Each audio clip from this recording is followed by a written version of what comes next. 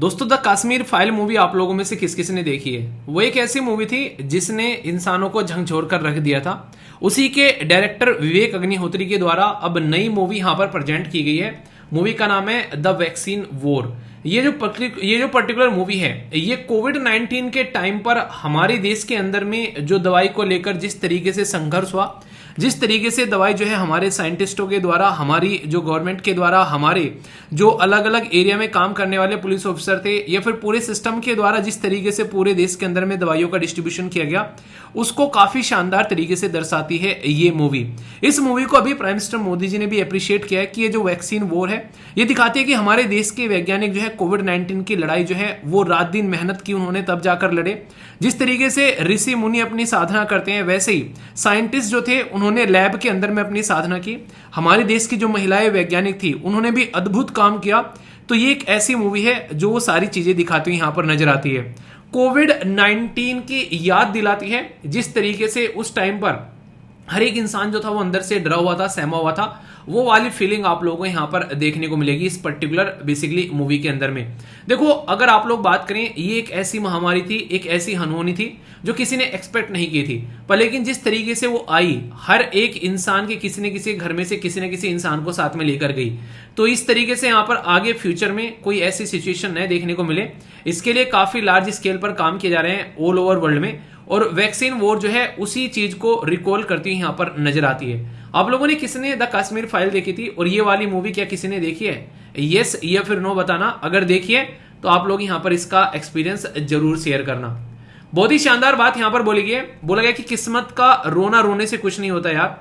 आज की डेट में देखो, हर एक इंसान जो है वो किस्मत का रोना रो सकता है, पर लेकिन असली में इंसान वही है जो कि उससे ऊपर उठकर काम करे। हर इंसान को उतना ही मिलता है जितना वो कोशिश करता है। अगर आप लोगों को लग रहा है कि आप लोग आज की डेट में जो पेड़ लगाएंगे नीम का तो उस पर निम्बोली आएंगी, ना कि उस पर एप्पल आएंगे, यानी कि जो काम आप लोग करोगे ना उसी का रिजल्ट आप लोगों को मिलने वाला है। जो आज की डेट में आप लोगों के सामने रिजल्ट आ रहा है इसका मतलब उतना ही मेहनत आप लोगों ने किया है। बड़ा ही एक नॉर्मल सा शब्द इस्तेमाल किया जाता है, जो बोगे वही काटोगे। अगर जिंदगी में आप लोग रियलिटी में चाहते हो अपने आप को एक सही डायरेक्शन में लेकर चलना, तो पूरा फोकस आप लोग का आप लोग के काम पर होना चाहिए, आप लोगों के टारगेट पर होना चाहिए, आप लोगों के गोल पर होना चाहिए। और जब तक वो अचीव ना हो जाए उसके अलग अलग रास्ते ढूंढो।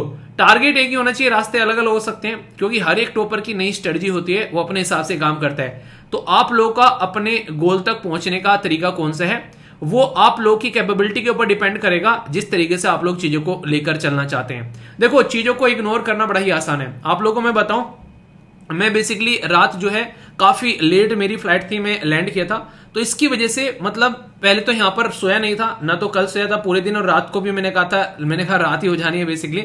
जाते जाते फ्लाइट थोड़ी सी डिले भी होगी, और जब लैंड की उसके बाद में फिर मैं डायरेक्ट जो है आप लोगों के लिए यहां पर लेक्चर लेकर आ रहा हूं। यानी कि मेरे पास में मौका था, मेरे ऊपर सर पे थोड़ी ना कोई बैठा हुआ है यार जो मुझे बताता है कि मुझे ये वीडियो रिकॉर्ड करनी है। बेसिकली आप लोग ये समझ सकते हैं कि कहीं ना कहीं ये मैंने डिसाइड किया है कि हाँ वीडियो लेकर आनी है, और कोशिश करूंगा कि ये टाइम पर आ जाए, क्योंकि जिस तरीके से सिचुएशन थी लग नहीं रहा था कि टाइम पर वीडियो आ पाएगी। तो देखिए कि टाइम पर अपलोड हो जाए, क्योंकि प्रोसेसिंग में भी कई बार थोड़ी सी दिक्कत हो जाती है।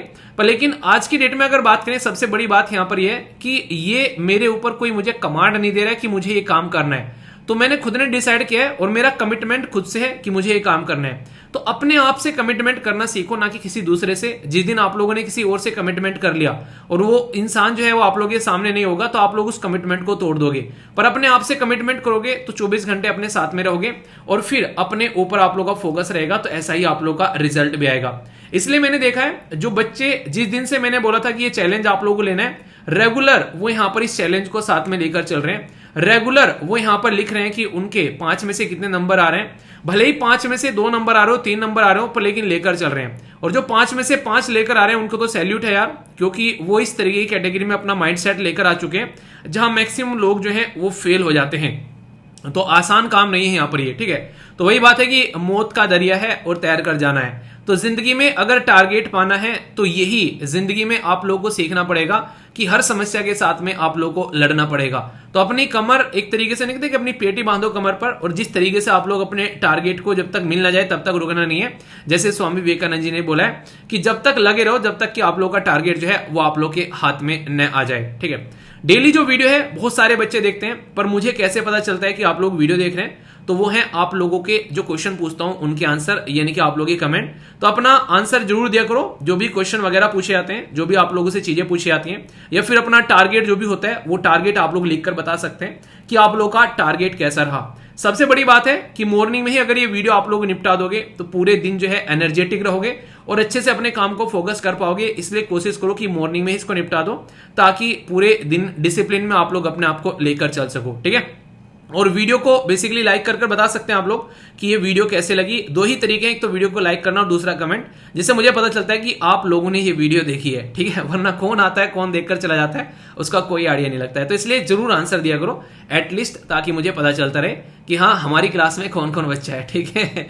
तो आइए आज का डिस्कशन आगे बढ़ाते हैं। पूरी एनर्जी के साथ में डिस्कस करेंगे, भले ही सोए ना हो वो कोई बात नहीं है, पर कोशिश करेंगे कि फुल एनर्जी के साथ में लेक्चर डिलीवर हो, ठीक है।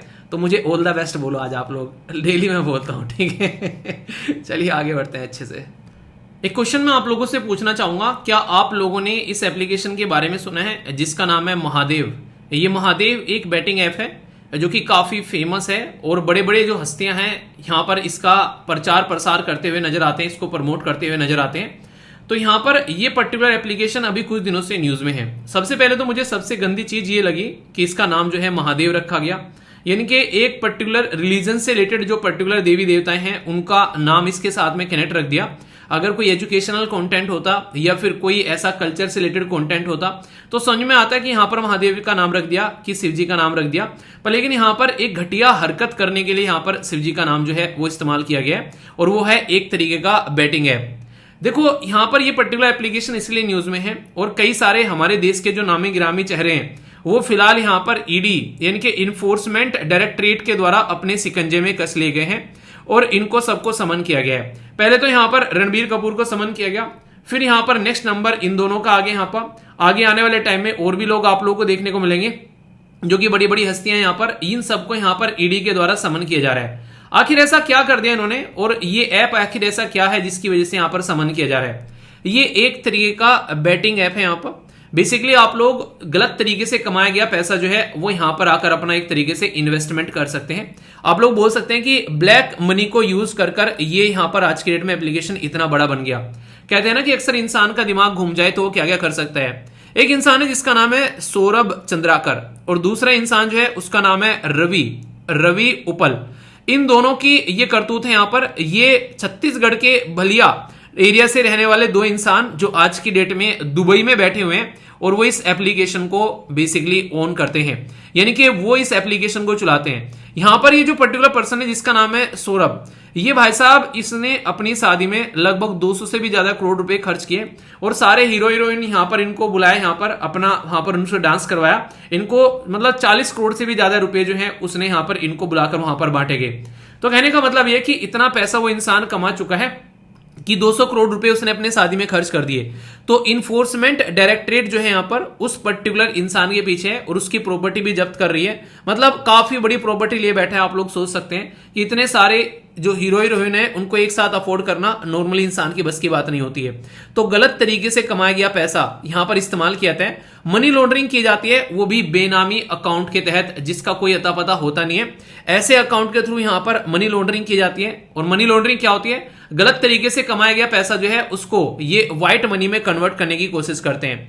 ये और तो और इतना लेवल पर ये लोग पहुंच चुके हैं कि कहीं ना कहीं अगर आप लोगों को मैं बात करूं, जैसे इलेक्शन का जो रिजल्ट आता है ना, इलेक्शन के रिजल्ट में कौन जीतेगा उसके ऊपर भी सट्टेबाजी यहां पर की जाती है। तो इससे आप लोग अंदाजा लगाइए कि ये ऐप जो है वो किस लेवल पर यहां पर काम कर रहा है।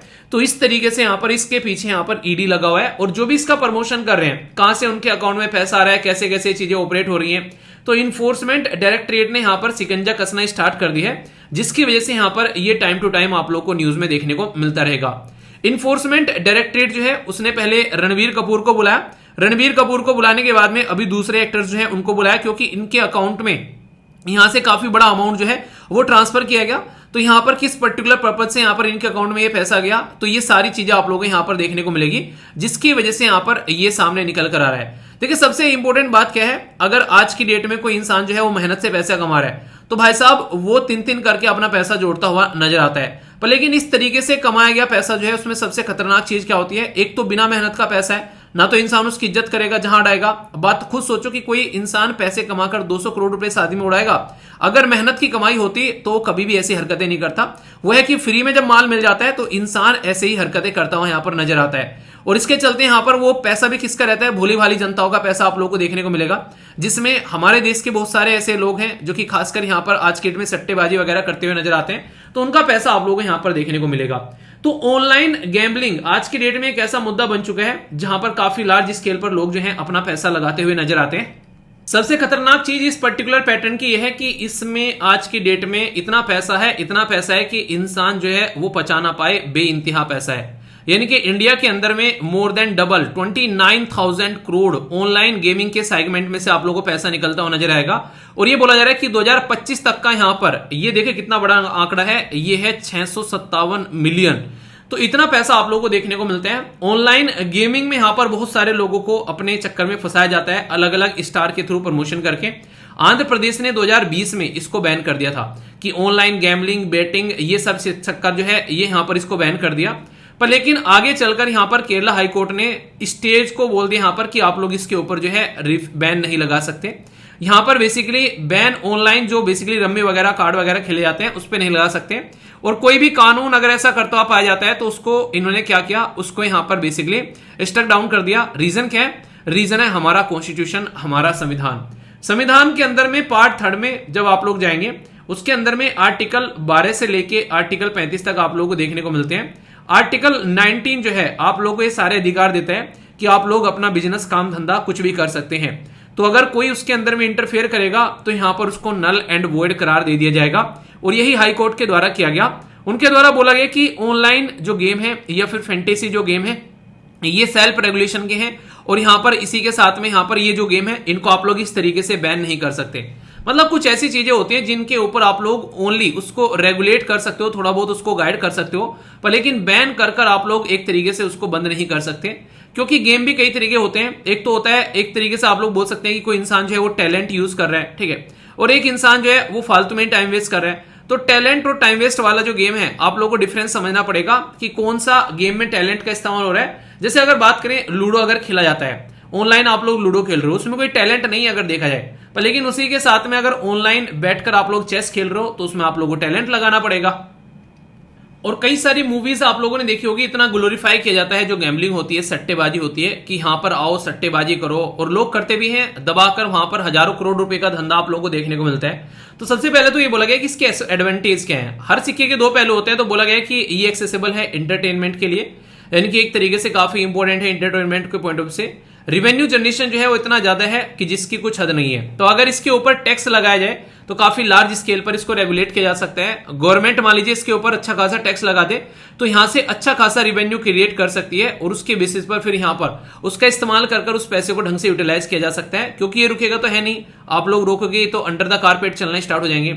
टूरिज्म के बारे में बात करें तो टूरिज्म भी प्रमोट किया जाता है। फॉरेन प्लेयर जो हैं वो इंटरेस्टेड रहते हैं ऐसी चीजों में इन्वेस्ट करने के लिए, तो यहां पर ये भी रहेगा। इसी के साथ में रेस्पॉन्सिबल गैम्बलिंग होनी चाहिए, यानी कि जो गैम्बलिंग हो उसमें ऐसा ना हो कि कल को चलकर इंसान जो है उसका एडिक्शन हो गया और उसने अपना घर बार जो है वो सब बेचकर वहां पर डाल दिया।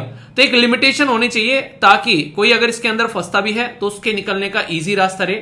ऐसे नहीं कि उसका जो है कपड़े भी उतार लिए वहां पर। तो कुछ ऐसा सिस्टम यहां पर होना चाहिए ताकि लगे कि हाँ खेल के भी आ गया और फिर भी बैलेंस बना हुआ है, अनबैलेंस्ड चीजें न देखने को मिले। प्रॉब्लम क्या है जो अगर यहां पर इसके बारे में आप लोग बात करना चाहेंगे, सबसे बड़ी और सबसे खतरनाक चीज तो यहां पर यह कि कोई भी ऑनलाइन गेमिंग ऐप जो है उसमें आप लोगों को सट्टेबाजी इतनी देखने को मिलेगी जिसकी कुछ हद नहीं है। और सट्टेबाजी के साथ साथ में यहां पर क्या रहेगा, एडिक्शन रहेगा। इंसान कहीं भी पड़ा हुआ है भाई साहब वो खेल रहा है, लैक ऑफ रेगुलेशन रहती है, इनको रेगुलेट नहीं किया जाता है, जिसकी वजह से काफी बड़ी दिक्कत देखने को मिलती है। अगर रेगुलेट किया जाए तो बहुत सारी प्रॉब्लम का समाधान यहां पर किया जा सकता है। इसी के साथ में यहां पर अंडर एज गैम्बलिंग आप लोगों को देखने को मिलती है। छोटे छोटे बच्चे भाई साहब वो भी लगे हुए। यहां पर ऐसे भी केसेस निकल कर आए कि कई सारे बच्चों ने अपने घर वालों का पैसा निकाल कर यहां पर इसके ऊपर लगा दिया। मनी लॉन्ड्रिंग, गलत तरीके से कमाए गए पैसे को इसके अंदर में डालकर उसको लेजिटिमेट करने की कोशिश भी की जाती है। ये खतरनाक लेवल की सिचुएशन आप लोगों को देखने को मिलती है। साइबर सिक्योरिटी रिस्क रहता है यहाँ पर, किसी के अगर फाइनेंशियल इंफॉर्मेशन मिल जाए यहाँ पर तो सेंसिटिव पर्सनल डेटा उसका गलत इस्तेमाल यहाँ पर किया जा सकता है। और जो इंसान इनके चक्कर में पड़ जाता है भाई साहब, वो सोसाइटी के साथ में कनेक्ट रहता ही नहीं है, मतलब वो इस लेवल पर जाकर इसके अंदर घुस जाता है जिसकी कुछ हद नहीं है। तो यहां से डिस्टेंस बनाना जो है वो काफी ज्यादा जरूरी आप लोगों को देखने को मिलेगा। तो इसके चलते यहां पर सारी प्रॉब्लम यहां पर निकल कर आती है। तो यानी कहने का मतलब यहां पर यह कि रेगुलेशन जरूरी है, ना कि इसके ऊपर बैन लगाना, क्योंकि बैन लगाएंगे तो फिर ये अलग तरीके से होता हुआ नजर आएगा। बच्चे को आप लोग समझा सकते हैं पर लेकिन अगर आप लोग 24 घंटे उसके सर पर नाचेंगे तो वो क्या करेगा, वो ऑल्टरनेटिव ढूंढना स्टार्ट कर देगा और एक तरीके से छुप छुपाकर काम करना स्टार्ट कर देगा, जो सबसे पहले वो आप लोग के सामने कर रहा था।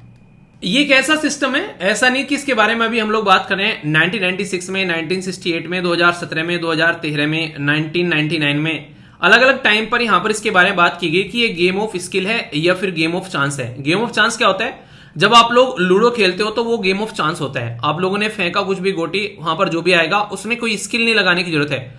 तो यहां पर बोला गया कि जो ऑनलाइन गेमिंग है जिसमें गेम ऑफ चांस की बात की जाती है, जैसे पोकर हो गया, रमी हो गया, ये गैम्बलिंग है और देयरफॉर ये आर इलीगल है यहां पर ये। पर लेकिन यहां पर अगर बात करते हैं पोकर के बारे में तो वो एक डिग्री यहां पर स्किल की आप लोगों को देखने को मिलेगी, तो उसको गैम्बलिंग नहीं माना गया। तो 1999 में यहां पर जब केस निकल कर आया महाराष्ट्र का, तो उसमें इसको यहां पर बेसिकली पोकर को बोल दिया कि पोकर जो है वो गैम्बलिंग नहीं है एक तरीके से। पर लेकिन यहां पर जो दूसरे हैं जो यहां पर इसमें पहले बोला गया था, देखो यहां पर क्या बोला गया, देखो टाइम टू टाइम आप लोग समझने की कोशिश करो। यहां पर 1999 में पोकर को बोला गया कि स्किल है यहां पर, तो ये क्या है, ये गैम्बलिंग की कैटेगरी में नहीं आएगा। पर लेकिन जब यहां पर बात की गई, फिर से केस पहुंचा और चीजों को अच्छे समझा गया, तो मद्रास हाई कोर्ट ने यहां पर ऑनलाइन गेम जो गेम ऑफ चांस जैसे पोकर हो गया, रमी हो गया, इनको गैम्बलिंग की कैटेगरी में रख दिया और इसको इलीगल करार दे दिया। यानी कि चीजों को समझने की बात की जाती है, उसके बाद में चीज देखने को मिलेगी। इसी के साथ में एक केस है चंडीगढ़ का, जिसमें पंजाब हरियाणा कोर्ट के द्वारा डिक्लेयर किया गया कि ओनली फैंटेसी स्पोर्ट गेम जो है जैसे कि ड्रीम 11 हो गया, ये सब्सटेंशियल डिग्री ऑफ स्किल की रिक्वायरमेंट होती है, तो यहां पर इसको गैम्बलिंग आप लोग नहीं मानोगे। आप लोगों को पता होगा यहां पर विराट कोहली जो है वो भी यहां पर ड्रीम 11 का जो है प्रमोशन करते हुए यहां पर पाए जाते हैं, आप लोग यहां पर देखा होगा। इसी के साथ में यहां पर ये केस था, यहां पर आंध्र प्रदेश कोर्ट के द्वारा रूल किया गया कि playing rummy for the stake of consider gambling is a illegal, यानी कि अगर बस उसी के लिए खिलाया तो इलीगल है। सुप्रीम कोर्ट ने भी यहां पर गेम ऑफ स्किल के बारे में बात की, जैसे हॉर्स रेसिंग और रमी जो है ये not consider as a gambling under the public gambling act 1867।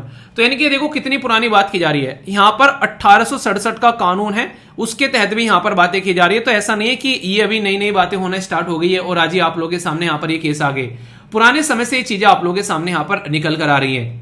अगर दोनों में कंपेयर करने के लिए भी पूछे आप लोगों से कि गेम ऑफ स्किल और गेम ऑफ चांस में जो है वो क्या फर्क आप लोगों को यहां पर नजर आएगा, तो आप लोग समझ सकते हैं कि यहां पर इंसान को स्किल की रिक्वायरमेंट पड़ेगी, कुछ सीखने की जरूरत पड़ेगी, तब जाकर वहां पर उस पर्टिकुलर गेम को खेल पाएगा। पर लेकिन गेम ऑफ चांस के अंदर में ऐसा कुछ नहीं है, यहां पर इसको स्किल की जरूरत नहीं है। आप लोग खुद देखो, लूडो खेलने के लिए क्या स्किल की रिक्वायरमेंट लगती है, आप लोग को इसके लिए कोई स्किल है? मुझे तो लगता नहीं यार, बाकी आप लोग बताइए। ये ऐसे ऐसे गेम आप लोगों को देखने को मिलेंगे जिसकी वजह से यहां पर दिक्कतें देखने को मिलती हैं। तो जरूरी है कि एक बैलेंस बनाया जाए इन चीजों में। ये एक इंपॉर्टेंट स्लाइड है जिसके ऊपर आप लोग थोड़ा सा स्टार लगा लेना, क्योंकि क्वेश्चन बनने के चांसेस हो जाते हैं। पब्लिक गैम्बलिंग एक्ट है 1867 का, उसके हिसाब से यहां पर चीजों को ऑपरेट किया जाता है। इंफॉर्मेशन टेक्नोलॉजी एक्ट है 2011 का, इसके हिसाब से चीजें की जाती हैं। अगर बात करते हैं गैम्बलिंग इंडिया के अंदर में, तो संविधान के अंदर 7वां शेड्यूल है, उसके अंदर में 3 लिस्ट हैं, एक को बोलते हैं यूनियन लिस्ट, दूसरे को स्टेट और तीसरे को कॉन्करेंट लिस्ट। इसके अंदर में जब आप लोग जाओगे तो यहां पर जो ये पर्टिकुलर सब्जेक्ट है ये स्टेट लिस्ट के अंदर में आता है, ये याद रखना। यानी कि स्टेट के हाथ में रेस्पॉन्सिबिलिटी है कि कैसे इसको लेकर चलना है। जैसे कि दिल्ली, मध्य प्रदेश, उत्तर प्रदेश जो है उन्होंने पब्लिक गैम्बलिंग एक्ट जो है उसमें अमेंडमेंट करके यहां पर इसको अडेप्ट किया है, ताकि चीजों को अपने हिसाब से टैकल और डील किया जा सके। पूरा मुद्दा किसके इर्द गिर्द घूम रहा है, यहां पर पूरा मुद्दा घूम रहा है यहां पर इन्फोर्समेंट डायरेक्टरेट के इर्द गिर्द। तो ये एक ऑर्गेनाइजेशन भी है जो कि आप लोगों से क्वेश्चन की फॉर्म में पूछी जा सकती है, इसके बारे में आप लोगों को पता होना चाहिए, जिसको शॉर्ट फॉर्म में आप लोग ईडी बोलते हो। देखिए हमारे देश के अंदर में ये एक इन्फॉर्मेंस जो यहाँ पर इन्फोर्समेंट डायरेक्टरेट ईडी जो है वो स्पेशलाइज्ड एजेंसी है। यहाँ पर स्पेशलाइज्ड किस फील्ड में है, यहाँ पर कि फाइनेंशियल मैटर जो है उसका इन्वेस्टिगेशन इसके द्वारा किया जाता है। और सबसे बड़ी बात है, याद रखिएगा कि मिनिस्ट्री ऑफ फाइनेंस के रेवेन्यू डिपार्टमेंट के अंदर में आप लोगों को देखने को मिलेगी, यानी कि मिनिस्ट्री ऑफ फाइनेंस के डिपार्टमेंट ऑफ रेवेन्यू के अंदर आती है। इसको जब बनाया गया था 1956 में बनाया गया था कि एक इन्फोर्समेंट यूनिट के तौर पर, ये उस टाइम पर डिपार्टमेंट ऑफ इकोनॉमिक अफेयर के अंदर में देखने को मिलती थी। इसलिए मैंने बोला कि इसको याद रखना, डिपार्टमेंट इकोनॉमिक अफेयर से। इसको फिलहाल डिपार्टमेंट ऑफ रेवेन्यू के अंदर में आप लोगों को यहाँ पर ये नजर आती है। और हमारे देश के अंदर में जो भी यहाँ पर फॉरेन से एक्सचेंज होता है उसके ऊपर भी यहाँ पर काम होता है, आप लोगों को नजर आएगा। तो यहाँ पर इसके बारे में भी आप लोग यहाँ पर याद रखिएगा कि ये पर्टिकुलर कहां से अपनी पार लेता है। एक तो है हमारे देश के अंदर में फीमा आप लोगों को पहले भी मैंने बताया, यहाँ पर फीमा एक्ट है 1999 का। ये जो पर्टिकुलर कानून है इसको बोलते हैं फॉरेन एक्सचेंज मैनेजमेंट एक्ट। और दूसरा आप लोगों को देखने को मिलेगा PMLA, इसको बोलते हैं prevention of money laundering act, और ये है 2002 का। तो यहां से ईडी यानी कि इन्फोर्समेंट डायरेक्टरेट जो है वो अपनी पावर निकाल कर लेकर आती है। तो ये तो बेसिक बात है, आप लोग यहां पर याद रखिएगा ही रखिएगा। ईडी जो है इसके आप लोगों को अलग अलग ऑफिस देखने को मिलेंगे। वैसे तो आप लोगों को दिल्ली में नजर आएगा, पर लेकिन आप लोगों को मुंबई, चंडीगढ़, जैसे कि चेन्नई, कोलकाता, दिल्ली, स्पेशलाइज इसके ऑफिस भी आप लोगों को देखने को मिलेंगे। 10 अलग अलग इसके जोनल ऑफिस है। इसके अंदर में जो ऑफिसर आते हैं, Indian revenue services, IPS officer, IAS officer, या फिर आप लोग देखने को मिलेगा income tax officer, excise officer, custom officer, ये लोग आप लोग यहां पर इसके अंदर में काम करते हुए नजर आते हैं। तो ये इसके बारे में वो बेसिक इंफॉर्मेशन है, जहां से अगर क्वेश्चन भी पूछ जाए आप लोगों से ईडी के बारे में तो ये बातें आप लोग याद रख सकते हैं। और इसको आप लोग SLV PDF पर भी जाकर यहां पर सर्च कर सकते हैं। इन्फोर्समेंट डायरेक्टरेट के बारे में क्या क्या ऑब्जेक्टिव, क्या क्या फंक्शन है, जो बातें आप लोगों को पढ़ाई है, वो सारी की सारी चीजें आप लोगों को यहां पर देखने को मिलेगी। ठीक है, डायरेक्ट क्वेश्चन आप लोगों से पूछे जाते हैं जब इंपोर्टेंट ऑर्गेनाइजेशन होती है, तो इसलिए एक मोटा मोटा आइडिया रख सकते हैं। हिंदी और इंग्लिश में दोनों में आप लोगों को चीजें मिल जाती हैं, तो इसलिए आप लोग इसका इस्तेमाल कर सकते हैं। आते जाते एक विकीपीडिया टाइप में आप लोग यहाँ पर ये बन जाएगा। ठीक है, आई होप कि आप लोग के माइंड में इसको लेकर क्लैरिटी आ गई होगी। कोई डाउट हो तो पूछ जरूर लेना। क्वेश्चन एक छोटा सा आप लोगों के सामने बात की जा रही है कि गैम्बलिंग इन इंडिया वो कहां पर आती है। ये बोला गया कि यहां पर ये आती है किसके अंदर में, state list, union list, concurrent list, ये लिस्ट है। ठीक है, यहां पर ये रेजिडरी पावर है। रेजिडरी पावर किसके अंडर होती है, वो सेंट्रल गवर्नमेंट के अंडर में होती है। ठीक है, तो अभी मैंने आप लोग को क्या पढ़ाया, ये स्टेट लिस्ट के अंदर में आप लोग को देखने को मिलेगा। और अगर क्वेश्चन की बात करें तो मेंस के लिए भी आप लोगों से यहां पर क्वेश्चन पूछा जा सकता है, क्या why is the enforcement directorate increasingly being as the political weapon. आप लोगों ने अक्सर देखा होगा जो भी पावर में होता है वो यहां पर अपोजिशन के लोगों को अपने कंट्रोल में करने के लिए इसका इस्तेमाल कर सकता है। तो बात की जाए, discuss the role of enforcement directorate in forcing the economic laws और fighting the economic crime in India. तो क्वेश्चन को भी आप लोग यहां पर अटेम्प्ट कर सकते हैं अगर आप लोगों से क्वेश्चन पूछा है तो। बहुत ही बेसिक सा क्वेश्चन है ये, ऐसे क्वेश्चन आप लोगों से पूछाते हैं ऑर्गेनाइजेशन के बारे में, तो इसको लेकर कोई भी डाउट आप लोगों के मन में नहीं होना चाहिए। ठीक है, बाकी जो सीरियस होकर एग्जाम की तैयारी कर रहे हैं वो रेगुलरली यहां पर अपना टेस्ट प्रैक्टिस करते हैं, तो आप लोग भी यहां पर पहुंच जाना। 4 बजे एक टेस्ट होगा जो कि आप लोगों को पार्टिसिपेट करना है, और दूसरा टेस्ट जो होगा वो 5 बजे आप लोगों को देखने को मिलेगा। ये जो 4 बजे वाला है ये क्लासेस के लिए है, जो कि यहाँ पर पेड क्लासेस चलती हैं, लेकिन 5 बजे वाला जो है वो सबके लिए है। तो सबको यहाँ पर पार्टिसिपेट करना है, ये जैसे कि आप लोगों का करंट अफेयर जो है वो अच्छे से आप लोग कवर कर पाएंगे। ठीक है, तो इसलिए कोशिश करना, चाहे तो एप्लीकेशन के थ्रू या फिर वेबसाइट के थ्रू आप लोग यहाँ पर पार्टिसिपेट कर सकते हैं। और इसी के साथ में आंसर राइटिंग में कोशिश किया करो कि अगर आज तक आप लोगों ने कभी कोई आंसर नहीं लिखा है, अभी आप लोग स्टार्ट कर रहे हो, तो कोशिश करो कि जो ऑलरेडी आंसर लिख रहे हैं पहले उनके आंसर पढ़ने की कोशिश करो। ठीक है, समझने की कोशिश करो जो लिख रहा है, और फिर उसके बाद में डेमो आंसर भी आप लोगों को दिया जाता है, फिर उसको देखने की कोशिश करो और कुछ ना कुछ देखकर ही लिखो स्टार्टिंग में। ऐसा नहीं कि कोई माँ के पेट से सीख के आता है, एटलीस्ट देखकर ही लिखना स्टार्ट करो। जो सब यहाँ पर बेसिकली लिख रहे हैं उसको ऐसा कैसे उतार दो तो कोई दिक्कत नहीं है, पर लिखने की कोशिश जरूर करो। ठीक है, तो इसका ग्रुप का पार्ट आप लोग बन सकते हैं। पेमेंट का स्क्रीनशॉट भेज देना इस वाले नंबर पर, बता देना कौन सा ग्रुप ज्वाइन करना है, फिर वहां से आप लोग के साथ में कांटेक्ट होगा। और ये 1 टाइम पेमेंट है, जब तक सिलेक्शन ना हो जाए तब तक आंसर लिखते रहना है, क्योंकि यही आप लोग को फाइनल डेस्टिनेशन तक पहुंचाएगा। ठीक है, ऑल द बेस्ट, अच्छे से आंसर लिखा करो, एक दूसरे का रिव्यू भी कर लिया करो, फिर डेमो आंसर देखा करो कहां का कमियां है, फिर उसको इंप्रूव कर लिया करो। ठीक है ना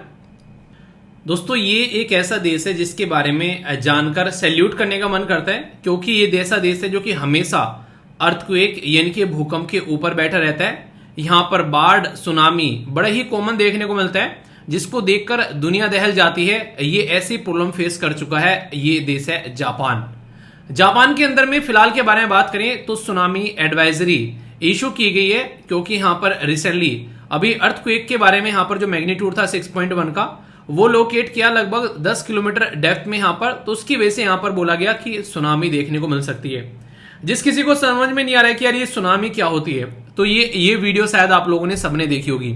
ये जापान के अंदर की ही वीडियो है। यहाँ पर जब यहाँ पर पानी जो होता है वो आपे से बाहर होकर चलता है कई मीटर की ऊंचाई तक और सब कुछ बहाकर अपने साथ में ले जाता है, तो उस सिचुएशन को आप लोग सुनामी बोलते हैं। मूवीज में आप लोगों ने देखा होगा कुछ ऐसा माहौल।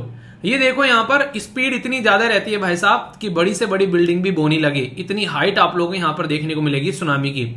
और सुनामी जो है यहाँ पर जब आप लोगों को सिचुएशन देखने को मिलती है तो कंडीशन इतनी ज्यादा दयनीय होती है कि यहाँ पर आप लोगों को नजर आएगा कि उस पर्टिकुलर एरिया को बिल्कुल ना कहते कि बिल्कुल बर्बाद कर देने वाली बात होती है। तो ऐसा कुछ माहौल आप लोगों को यहाँ पर सुनामी का देखने को मिलता है। तो सुनामी आखिर आती कैसे है, अगर आप लोग चीजों को ध्यान से समझोगे तो आप लोग एक पैटर्न समझ पाओगे। जैसे यहां पर देखो, अगर पर्टिकुलर आप लोग इस पर्टिकुलर सिचुएशन को समझ पा रहे हैं, ये एक प्लेट है जो कि नीचे जा रही है, ये एक प्लेट है जो कि ऊपर आ रही है, और यहां पर एक पॉइंट है जो आप लोग यहां पर देख सकते हैं, और यहां पर अर्थक्वेक आ गया यानी कि भूकंप आ गया। अब ये जो लहरें यहां से उठ के चलेंगी पानी की, ये पहुंचेगी यहां पर सुनामी के तौर पर। और सोचो कितनी खतरनाक सिचुएशन यहां पर देखने को मिलेगी। ये एपिसेंटर है यहां पर, और यहां से सिचुएशन क्रिएट होगी, और वहां पर जब नजारा दिखेगा तो कुछ ऐसा नजारा आप लोगों को देखने को मिलेगा। तो जब सुनामी कहीं पर क्रिएट होती है तो ये पैटर्न आप लोगों को यहां पर बताया गया कि सुनामी जो है वो कैसे होती है। नॉर्मली बात करें तो यहां पर अगर सुनामी के बारे में, तो एक अर्थक्वेक रोक आप लोगों को देखने को मिलेगी ओशन फ्लोर के अंदर में। ये डिस्प्लेस होती है, इसका वॉल्यूम ऑफ वाटर जो होता है वो पुश होता है अपवर्ड, और फिर यहां से सिचुएशन जो है वो आप लोगों को देखने को मिलेगी डेवलप होता है।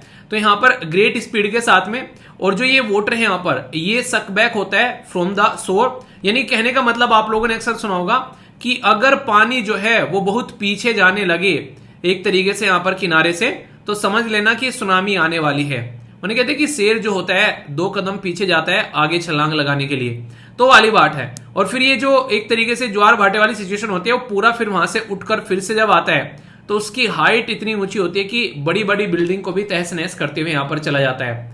सुनामी यहां पर कई बार जापान झेलता रहता है। जापान के लिए सुनामी जैसी चीजें जो हैं वो काफी कॉमन रहती है। जापान इन चीजों का हैबिचुअल है, तो यहां पर कहीं ना कहीं आप लोग बोल सकते हैं वो इसीलिए सब चीजों के लिए प्रिपेयर भी रहता है। तो यहां पर ये कंडीशन बात की जा रही है जापान के बारे में। हमारे यहां पर फ्लड बाढ़ की वार्निंग दी जाती है, जापान में सुनामी की वार्निंग दी जाती है। समझ रहे हैं आप लोग कंडीशन और डिफरेंस क्या है। और जैसा मैंने यहां पर अभी आप लोगों को समझाया कि किस तरीके से यहां पर पीछे हटकर और फिर से आगे आती है, इसी के बेसिस पर इसको टाइडल वेव का भी नाम दिया जाता है। जैसे टाइड होता है ज्वार भाटा, हालांकि जैसे सन और मून होता है जो कि टाइड पर इंपैक्ट डालता है, उसका इससे कोई रिलेशन नहीं है। पर लेकिन ये जो सुनामी आप लोगों को देखने को मिलती है, ये इसी पैटर्न में इनको यहां पर टाइडल वेव बोला जाता है। ये सुनामी जब यहां पर कई बार अर्थक्वेक की वजह से आती है, तो इंडियन ओशन के अंदर भी आप लोगों को सुनामी देखने को मिली थी 2004 के अंदर में। इतनी खतरनाक होती है कि 2004 के अंदर में जब वो सुनामी आई थी इतना कुछ बर्बाद हो गया था। इसी के नाम से फिर हम लोगों ने डिजास्टर मैनेजमेंट ऑथोरिटी बनाई थी। डिजास्टर मैनेजमेंट ऑथोरिटी, जो डिजास्टर मैनेजमेंट ऑथोरिटी है यहाँ पर, ये इसीलिए बनाई गई थी क्योंकि हम लोग सुनामी को झेल चुके थे। बेसिकली उस टाइम पर काफी कुछ आप लोगों को यहाँ पर देखने को मिला था इंडियन ओशियन के अंदर में। यहाँ पर ऐसी सिचुएशन पहले भी बन चुकी है, ऐसा नहीं कि ये पहली बार आप लोगों को देखने को मिल रही है। तो इसलिए यहाँ पर जरूरी है तैयार रहना इन सब सिचुएशन के लिए, क्योंकि जब स्पीड आती है पानी की और वहां पर सबको बहाकर ले जाती है, हम लोग अपनी स्ट्रक्चर, रेलवे, ये सारी सड़क वगैरह ये तो नहीं बचा सकते, पर लेकिन एटलीस्ट अपने जो इंसान हैं और जो जानवर हैं जो वहां पर रहते हैं उनको तो कम से कम बचा सकते हैं, वरना सारी चीजें जो हैं वो खतरनाक लेवल पर बिल्कुल वाइप आउट हो जाती है वहां से। अब इंटरेस्टिंग क्वेश्चन यहां पर ये, जैसे कि जापान के अंदर में सुनामी के लिए वार्निंग दे दी गई कि सुनामी यहां पर आएगी और इसके लिए यहां पर वार्निंग तैयार कर दी गई। क्या इंडिया के अंदर भी, हमारे देश के अंदर भी कोई ऐसा सिस्टम है जो कि सुनामी के लिए वार्निंग दे यहां पर? तो इसके लिए याद रखिएगा, इसको बोलते हैं INCOIS। मतलब क्या हो गया? ये Indian tsunami early warning system. ठीक है, तो ये आप लोगों को यहां पर देखने को मिलेगा, जो कि हैदराबाद के अंदर यहां पर निकल कर आता है। वैसे इसकी फुल फॉर्म आप लोगों को देखने को मिलेगी, जो यहां पर basically Indian tsunami early warning system ITEWS 2007 में यहां पर ये क्रिएट किया गया था। हैदराबाद में इसका हेडक्वार्टर आप लोगों को देखने को मिलेगा।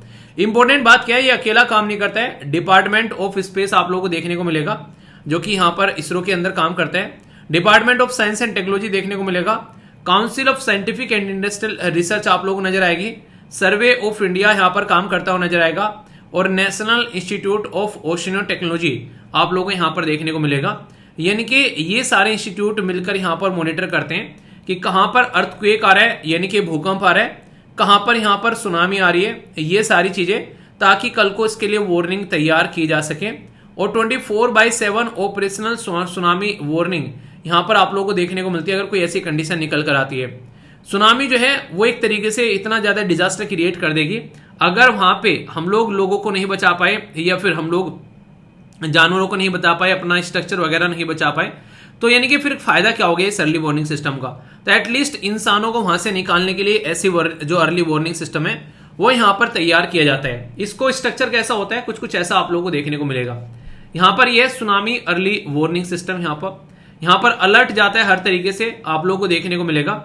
सबसे पहले तो अंडर वाटर डिटेक्शन किया जाता है, उसके बाद में फिर यहां पर एक्वेटिक जो यहां पर ट्रांसमिशन होता है उसके थ्रू चीजें चेक की जाती है, डेटा को प्रोसेस किया जाता है, डेटा को ट्रांसमिट किया जाता है, अलर्ट यहां पर तैयार हो जाता है और सब जगह यहां पर अलर्ट बेसिकली बजने लगता है कि तैयार हो जाओ, अब जो है गड़बड़ होने वाली है। तो इतनी खतरनाक तरीके से यहां पर सिस्टम जो है उसको एक्टिव रखना जरूरी है, वरना बहुत सारी बर्बादी होती हुई नजर आ सकती है। आखिर मैक्सिमम सुनामी का रीजन क्या होता है, अगर कोई आप लोगों से पूछे तो यह है टेक्टोनिक प्लेट थ्योरी। आप लोगों ने ज्योग्राफी के अंदर में पढ़ी होगी। ये जो प्लेट्स होती हैं ये एक तरीके से आप लोगों को पता है ये चलती फिरती रहती हैं, हिलती डुलती रहती हैं। जैसे पेंजिया का कॉन्सेप्ट आप लोगों को मैंने समझाया था, तो उसमें क्या रहता है कि यहां पर वही कंडीशन आप लोगों को देखने को मिलती है, स्ट्रक्चर चेंज होता रहता है और इसीलिए सबसे ज्यादा सुनामी वाला एरिया कौन सा है, पैसिफिक ओशन। पैसिफिक ओशन को यहां पर इसके अंदर में इसको रिंग ऑफ फायर बोला जाता है, ठीक है। तो यहां पर रिंग ऑफ फायर में सबसे ज्यादा आप लोगों को कंडीशन देखने को मिलेगी सुनामी को लेकर। तो ये काफी ज्यादा खतरनाक लेवल पर चीजें आप लोगों को समझ में आती है। यहाँ पर अर्थक्वेक जो होते हैं यहाँ पर उसकी वजह से यहाँ पर कई बार कंडीशन बनती है यहाँ पर मैक्सिमम टाइम सुनामी की, और हमारे देश के अंदर में इसको बड़े ही ध्यान से इसको एक तरीके से ऑब्जर्व किया जाता है। अगर बात करेंगे तो इंडियन ओशन के अंदर में यहाँ पर इसी के साथ में ये बेसिकली बात की जा रही है कश्मीर के अंदर में, बिहार और नेपाल के अंदर में, गुजरात के, इसी के साथ में कांगड़ा एरिया है हिमालयन में, और लातूर वाले एरिया में आप लोगों को देखने को मिलेगा। तो कई सारे एरिया ऐसे हैं जहां पर दुनिया भर के लोगों की जान जाती है अर्थक्वेक की वजह से। अगर बात करें हमारे देश के अंदर में, आप लोग ध्यान से देखोगे हम लोग जोन 5 में भी आप लोगों को देखने को मिलेंगे, जोन 4 में भी है, जोन 3 में भी है और जोन 2 में भी है। अभी रिसेंटली जो हिमालय के अंदर में सिचुएशन आप लोगों को देखने को मिलती है वो मैक्सिमम जोन 4 एंड जोन 5 में आप लोगों को नजर आएंगे। इसीलिए कई सारे लोग सजेस्ट करते हैं कि वहां पर एटलीस्ट बड़े बड़े डैम नहीं होने चाहिए, क्योंकि वहां से दिक्कतें देखने को मिल सकती हैं। तो यहां पर इसीलिए हम लोग को यहां पर कहीं ना कहीं बोलते हैं कि यहां पर रिपोर्ट की बातें नहीं मानी जा रही है, साइंटिस्ट की बातें नहीं मानी जा रही है, इसी के लिए खामियाजा भुगतना पड़ रहा है।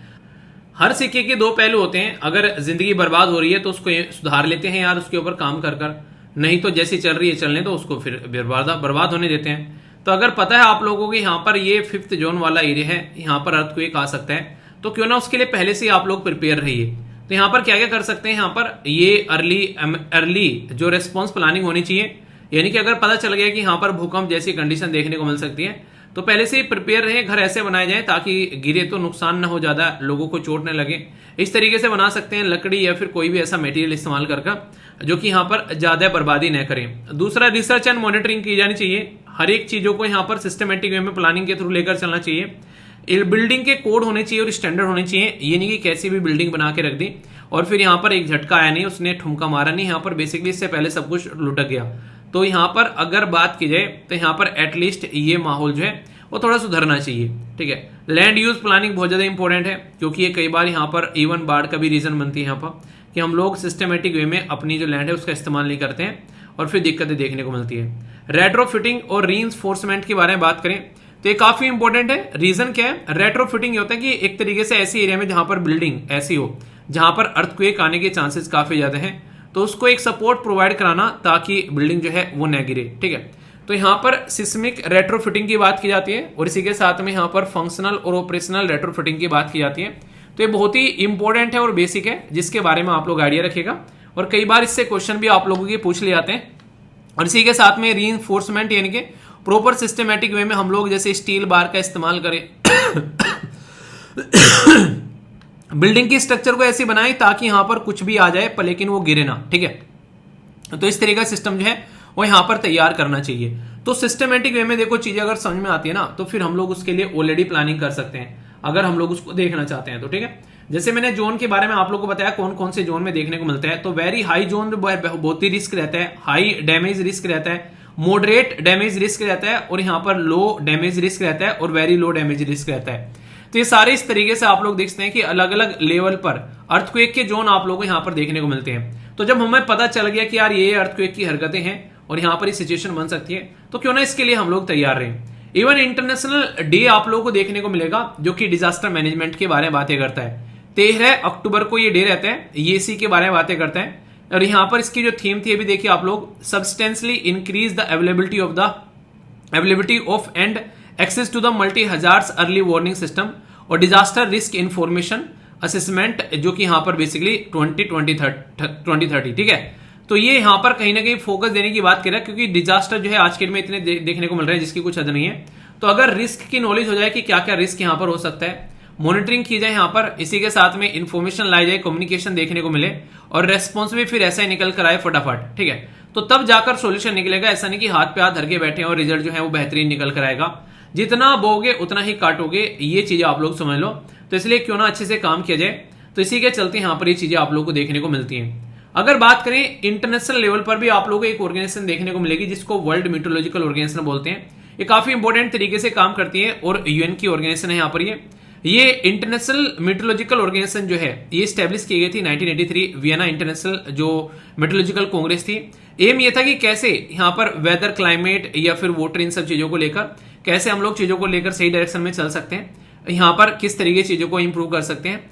ग्रीन हाउस गैस बुलेटिन और यहाँ पर status of the world climate, ये रिपोर्ट इसके द्वारा प्रस्तुत की जाती है, ठीक है। तो ये बहुत ही बेसिक सी इंफॉर्मेशन है जो कि इसके बारे में आप लोग याद रखिएगा क्योंकि क्वेश्चन बन जाते हैं। बाकी अगर डिजास्टर मैनेजमेंट के बारे में बात करें तो ये स्लाइड आप लोगों को काफी बड़ा रोल प्ले करती हुई नजर आएगी। 1989 में सबसे पहले यहां पर बात की गई थी international decade for the natural disaster reduction, तो यानी कि जो नेचुरल डिजास्टर होता है उससे कैसे हम लोग बच सकते हैं। 1994 में Yokohama strategy plan of action निकल कर आया। फिर 1999 में यहां पर international strategy for disaster reduction आया।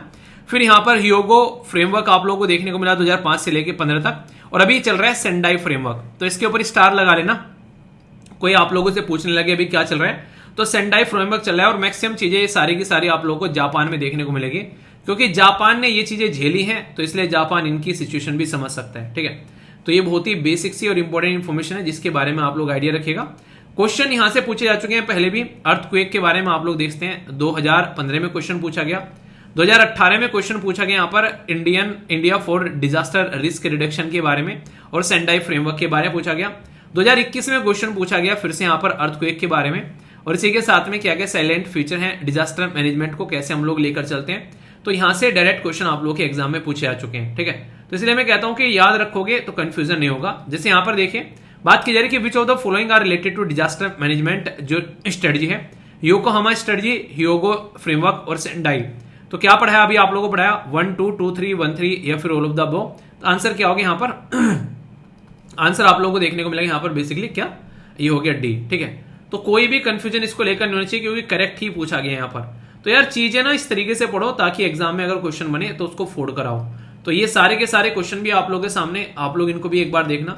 कल को चलकर अगर मेंस लिखना चाहते हो तो ये सारी चीजें बेसिकली आप लोग के माइंड में क्लियर होनी चाहिए, ठीक है। आई होप कि आप लोग के माइंड में इसको लेकर क्लैरिटी आई होगी।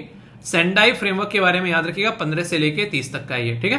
तो ये सारी बेसिक और इंपॉर्टेंट इंफॉर्मेशन थी। दोस्तों देश में सिक्किम के अंदर में जो घटना घटी वो हम सब लोगों ने देखी, और ये काफी रुलाने वाली एक दयनीय घटना सामने निकल कर आई। ये कैसा आर्टिकल था जो कि यहाँ पर हिंदू के अंदर भी फ्रंट पेज पर कवर किया गया, इंडियन एक्सप्रेस के अंदर भी यहाँ पर इसको कवर किया गया, इसी के साथ में डाउन टू अर्थ मैगजीन भी यहाँ पर कवर कर रही है। ये आप लोग बेसिकली ज्योग्राफी के साथ में भी आप लोग कनेक्ट कर सकते हैं जीएस पेपर 1 के अंदर में, और डिजास्टर मैनेजमेंट के साथ में भी आप लोग यहाँ पर इसको कवर कर सकते हैं जीएस पेपर 3 के अंदर में। तो काफी इंपॉर्टेंट है क्योंकि सबसे जो खतरनाक चीज मुझे देखने को मिली, बहुत सारे हमारे आर्मी जो पर्सनल हैं वो भी मिसिंग है। आप लोग यहाँ पर देखिए कंडीशन क्या है, आप लोग खुद समझ लीजिए यहाँ पर, इससे आप लोगों को अंदाजा हो जाएगा कि गाड़ी की क्या हालत हो गई। यहाँ पर ये सारे आर्मी के व्हीकल आप लोगों को देखने को मिलेंगे। तो सिचुएशन इतनी ज्यादा खतरनाक देखने को मिली। आखिर ये सिचुएशन बनी कैसे, अगर आप लोगों को मैं समझाना चाहूं तो आप लोगों को मैं यहाँ पर समझाऊंगा इस पर्टिकुलर कई सारे पिक्चर की हेल्प से, जो कि आप लोगों को यहाँ पर बताएंगे रियलिटी में कि कंडीशन क्या बनी, और इसके साथ में आप लोग कनेक्ट कर पाएंगे। जैसे आप लोगों को पता है कि जैसे जैसे हमारी पृथ्वी का टेम्परेचर बढ़ता है वैसे वैसे ग्लेशियर जो है वो पिघलते हैं। ग्लेशियर मतलब जो पर्वतों पर बर्फ की एक परत जमी होती है वो पिघलना स्टार्ट होती है। तो यहां से ये परत जो है वो पिघलना स्टार्ट होती है, और मान लीजिए यहां पर क्या है यहाँ पर एक तरीके से पानी इकट्ठा किया जा रहा है, ये एक तरीका डैम बन जाता है यहाँ पर, ठीक है। मतलब ये कैसे नहीं, पहाड़ में कोई गड्ढा है, वहां पर पानी इकट्ठा होता जा रहा है, तो इस तरीके से आप लोग समझ सकते हैं। तो यहाँ पर काफी लार्ज स्केल पर कई सारी ऐसी लेक बन जाती है पानी पिघल पिघल कर, जैसे ग्लेशियर आ रहा है, इकट्ठा हो रहा है, तो पहाड़ों में यहाँ पर कोई एक लेक बन गई। जैसे यहाँ पर आप लोग देखिए, ये एक तरीके से ग्लेशियर पिघल पिघल कर पानी की यहाँ पर लेक इकट्ठा हो गई। ये लेक जो होती है कई बार आप लोगों को इतनी हाइट पर देखने को मिलेगी, यहाँ पर ये लेक बनती रहती है, पानी इसके अंदर में आता रहता है, तो ये भर जाती है, कई बार काफी ज्यादा पानी यहाँ पर देखने को मिलता है। और यहाँ पर बर्फ जो है वो टूट टूट कर गिरता रहता है। और फिर क्या होता है, कई बार ऐसा होता है कि ये पानी इतना ज्यादा हो जाता है कि यहाँ पर या फिर कोई ऐसी कंडीशन बन जाती है कि काफी लार्ज स्केल पर, मान लीजिए यहाँ से ये इसका जो रास्ता था ये टूट गया, तो दुनिया भर का पानी जो है वो एकदम यहाँ से बहता हुआ आएगा। और ये पानी जब बहता हुआ यहाँ पर आएगा तो फिर ये इतनी कहानी खराब कर देगा कि ये समझो एक बाढ़ सी आएगी और वो सबको बहा कर ले जाएगी। अभी ऐसा ही कुछ कंडीशन आप लोगों को यहाँ पर देखने को मिली, जिसकी वजह से सिचुएशन खराब हो गई। इसीलिए इसका नाम जो है वो फ्लैश फ्लड दिया गया। फ्लैश फ्लड का मतलब समझ रहे हो आप लोग, एकदम इमीडिएटली इतना पानी आ जाना जिसकी कुछ हद नहीं है। तो यहाँ पर ये जो लेक है ये आउटबर्स्ट हो गई यहाँ पर, यानी कि लेक जो है वो टूट गई और पूरा का पूरा ये गांव के गांव जो है कई सारे एरिया वो सारे पानी के अंदर में एक तरीके से यहाँ पर डूब कर रह गए। ये सिचुएशन यहाँ पर देखने को मिली। तो सबसे पहले तो ग्लेशियर लेक क्या है ये आप लोगों की समझ में आ गया कि जहां पर बेसिकली ग्लेशियर का पिघल पिघल कर पानी इकट्ठा हो जाना, वो आप लोगों को यहाँ पर ग्लेशियर लेक देखने को मिलेगी। तो इसमें तो आप लोगों को कोई डाउट नहीं होना चाहिए। आउटबर्स्ट क्या होता है, अगर लेक के बारे में मैं आप लोगों से बात करूं तो आउटबर्स्ट बेसिकली आप लोगों को यहाँ पर ये देखने को मिलेगा कि जब पानी जो है वो इमीडिएटली बहुत सारा निकल कर आ जाए उस पर्टिकुलर लेक में से, तो उसको आप लोग आउटबर्स्ट बोलते हो। और इसकी वजह से ग्राउंड लेवल पर जो है वो सिचुएशन काफी ज्यादा एक तरीके से दयनीय हो जाती है, मतलब वो आउट ऑफ कंट्रोल हो जाती है। और जिसकी वजह से यहाँ पर सैकड़ों के करीब लोग जो हैं वो मिसिंग चल रहे हैं, कईयों की यहाँ पर जान चली गई है। तो इससे आप लोग अंदाजा लगा लीजिए अब ये सिचुएशन कितना ज्यादा ग्राउंड लेवल पर खराब हो गई है, ठीक है। तो इसके ऊपर काम करना जरूरी है। इंपैक्ट क्या होता है, सबसे बड़ी अगर बात की जाए, अगर ये यहाँ पर इस तरीके से निकल कर चलेगी तो सबसे पहले तो आप लोगों को यहाँ पर ये देखने को मिलेगा कि ग्राउंड लेवल पर यहाँ पर फ्लड आप लोगों को काफी लार्ज स्केल पर देखने को मिलेगी। ये इसकी की वजह से हमारे आर्मी के जो व्हीकल हैं वो सारी चीजें यहाँ पर बह गई। ये सबसे पहली बात तो फ्लड होगी। दूसरे नंबर पर आप लोगों को यहाँ पर ये देखने को मिलेगा कि इंफ्रास्ट्रक्चर जो भी था ढांचा उसका यहाँ पर बर्बादी हो गई, ठीक है। तीसरे नंबर की जो चीजें यहाँ पर बोली जाए, हालांकि ये पहले नंबर पर आप लोग रख सकते हैं कि लॉस ऑफ लाइफ आप लोगों को देखने को मिलेगा, यानी कि कई सारे लोगों की जान जाती यहाँ पर नजर आती है। चौथे नंबर की अगर बात करें तो ये इन्वायरमेंटल भी डैमेज काफी खतरनाक लेवल का यहाँ पर निकाल कर लेकर आता है, जिसकी वजह से काफी डिब्री, काफी कूड़ा करकट जो है मलबा इकट्ठा हो जाता है और फॉरेस्ट, वेटलैंड और रिवर जो इकोसिस्टम है उसको ये बर्बाद करता हुआ नजर आता है। देखो यहाँ से जिस तरीके से निकल के चलता है तो पेड़ वेड़ सारी चीजें यहाँ पर ये बहा कर ले जाता है। तो सबसे ज्यादा खतरनाक चीज यहाँ पर ये देखने को मिलती है। और ग्लेशियर लेक का डायरेक्टली कांटेक्ट आप लोगों को देखने को मिलेगा क्लाइमेट चेंज के साथ में, यानी कि जैसे जैसे टेम्परेचर बढ़ेगा वैसे वैसे यहाँ पर बर्फ पिघलेगा और जैसे जैसे बर्फ पिघलेगा वैसे वैसे पानी यहाँ पर इकट्ठा होना स्टार्ट हो जाएगा। और जैसे जैसे पानी इकट्ठा होना स्टार्ट होगा तो फिर कंडीशन आप लोग समझ सकते हैं। ग्लेशियर लेक आज के डेट में आप लोगों को काफी लार्ज स्केल पर एशिया के अंदर भी देखने को मिलती है, यूरोप के अंदर भी और इसी के साथ में नॉर्थ अमेरिका के अंदर में भी।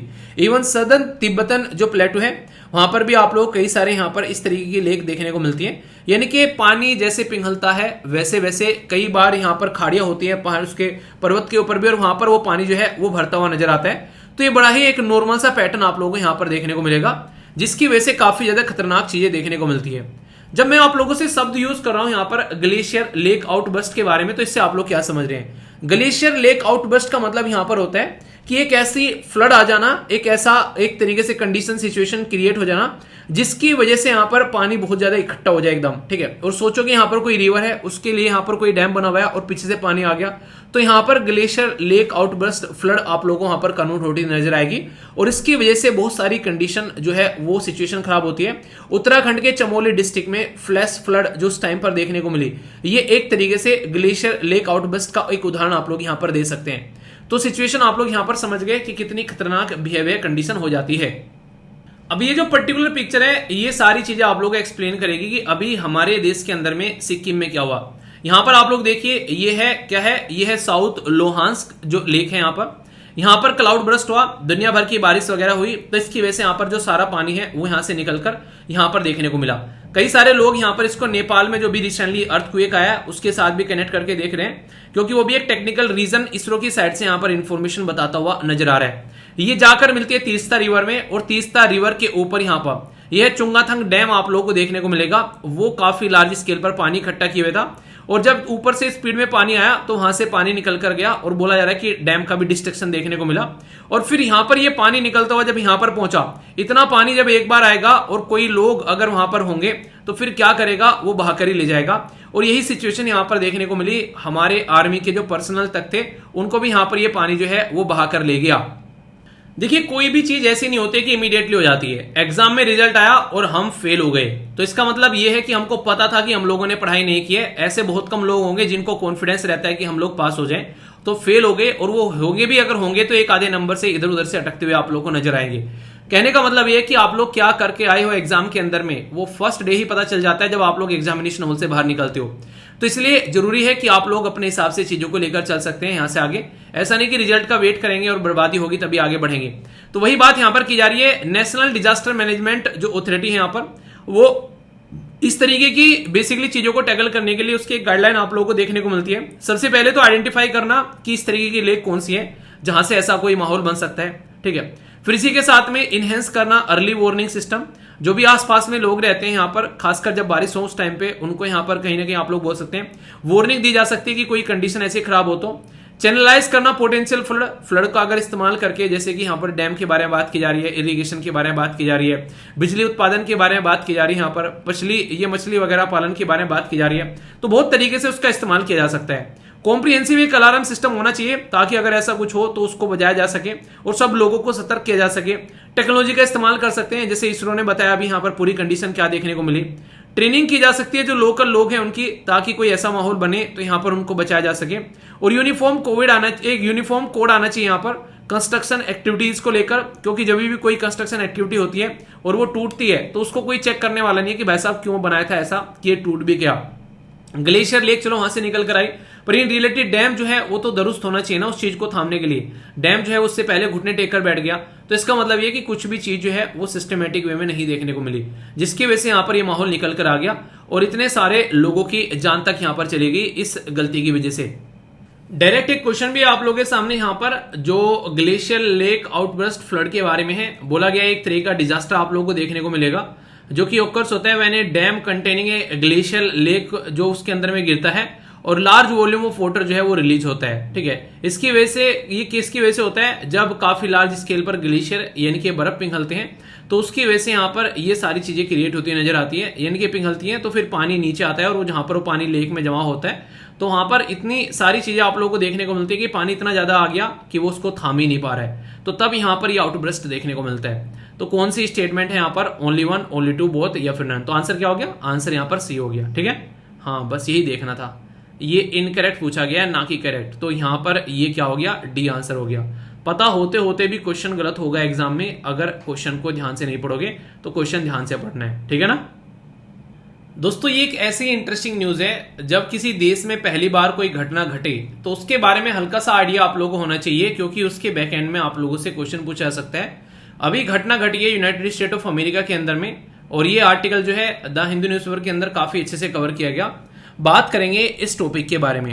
एक पर्टिकुलर पर्सन है, जैसे हमारे देश के अंदर में स्पीकर कौन है, उनका नाम पता है आप लोगों को? ओम बिरला साहब जो है हमारे देश के अंदर स्पीकर है। स्पीकर की पोस्ट कहां पर आप लोगों को देखने को मिलती है? हमारे देश के अंदर में पार्लियामेंट है, पार्लियामेंट में आप लोगों को दो हाउसेज देखने को मिलते हैं, एक का नाम है लोकसभा और दूसरे का नाम है राज्यसभा।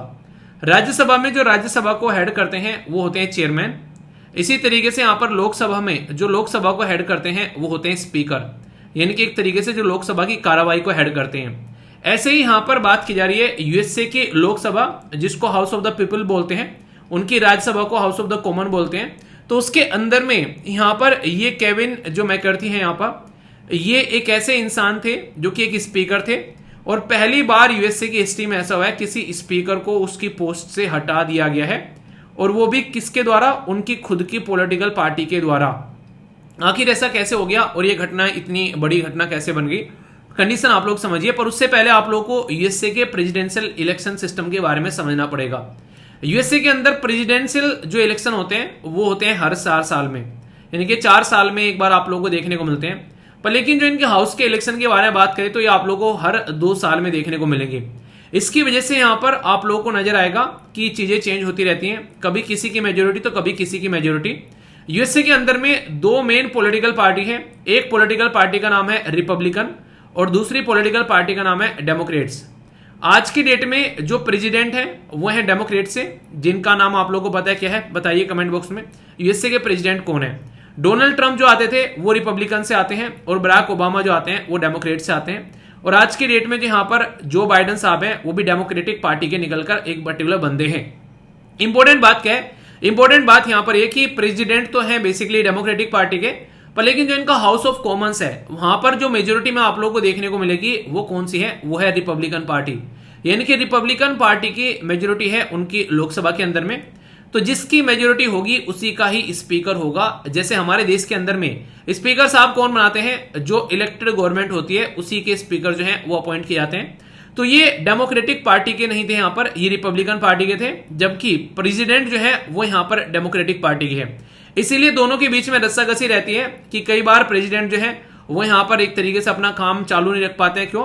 क्योंकि पैसा, मनी की जो रिक्वायरमेंट होती है वो यहाँ पर पास कहां से होगी? वो होगी इनकी जो पार्लियामेंट है वहां से, और वो उस पर प्रतिबंध लगा देती है कई बार जो दूसरी पॉलिटिकल पार्टी है। जैसे यूक्रेन को कितना पैसा तुम लोग दे रहे हो, इसके ऊपर क्वेश्चन मार्क लगा दिया रिपब्लिकन ने और इनका पैसा रोक दिया। ऐसी सिचुएशन आप लोग समझ सकते हो।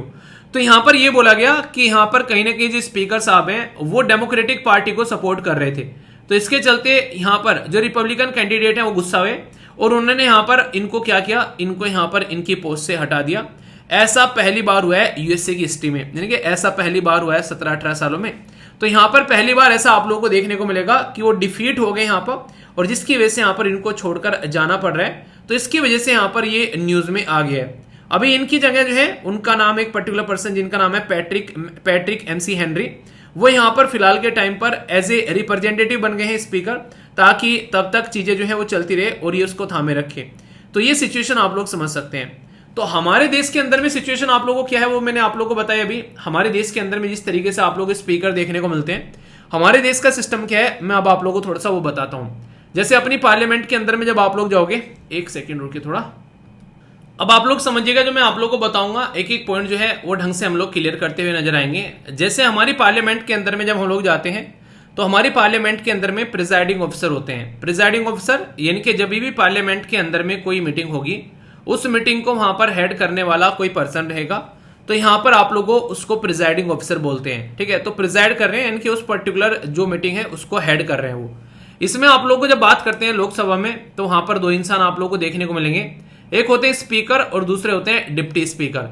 ऐसे ही राज्यसभा में जब आप लोग जाते हैं तो यहां पर आप लोगों को देखने को मिलेंगे चेयरमैन और यहां पर डिप्टी चेयरमैन। ठीक है, तो यहां पर चेयरमैन कौन होते हैं? वो वाइस प्रेसिडेंट आप लोगों को देखने को मिलेंगे। तो ये क्या होता है? ये प्रिजाइडिंग ऑफिसर आप लोगों को यहां पर देखने को मिलते हैं जो कि मीटिंग को प्रिजाइड करते हैं। इसके बारे में कुछ बेसिक इंफॉर्मेशन मैं आप लोगों को बता देता हूं ताकि आप लोग इसके साथ में कनेक्ट भी करें कि हमारे देश के अंदर में आज की डेट में कंडीशन क्या है। लोकसभा के जो स्पीकर हैं वो ओम प्रकाश बिरला हैं, पर लेकिन सबसे ज्यादा खतरनाक सिचुएशन ये है कि हमारे देश के अंदर में 2019 से डिप्टी स्पीकर की पोस्ट जो है वो खाली पड़ी हुई है। लास्ट यानी कि 16वें डिप्टी स्पीकर जो थे वो थे एम थम्बुबरई। तब से लेकर अब तक यहां पर कोई डिप्टी स्पीकर नहीं है। जबकि अगर बात करें यहां पर आप लोगों को देखने को मिल जाएंगे वाइस प्रेसिडेंट और डिप्टी चेयरमैन कौन है राज्यसभा के, इनका नाम आप लोगों को बताना है, ये आप लोगों के लिए होमवर्क है। ठीक है, तो यहां पर एक तरीके से जगदीश धनखड़ साहब हो गए, तो इनका नाम आप लोग बताइए।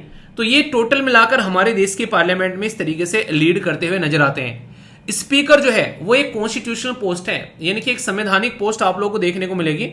वो एक तरीके से लोकसभा के सेरेमोनियल हेड होते हैं, क्योंकि वही उस पर्टिकुलर पोस्ट पर बैठते हैं जो कि पूरे जो लोकसभा को बेसिकली गाइड करता हुआ नजर आता है। स्पीकर की पोस्ट जो है वो ऐसा नहीं कि अभी हवा में आ गई, अंग्रेजों के द्वारा आप लोगों को देखने को मिलेगा 1921 में यहां पर गवर्नमेंट ऑफ इंडिया का जो एक्ट आया था 1919 का, उसके तहत में मोंटेगू चार्ल्सफोर्ड जो रिफॉर्म है वहां से स्पीकर जो है वो निकल कर आया। ठीक है, स्पीकर को यहां पर उस टाइम पर प्रेसिडेंट बोल रहे थे क्योंकि वो उसको प्रिजाइड कर रहे थे।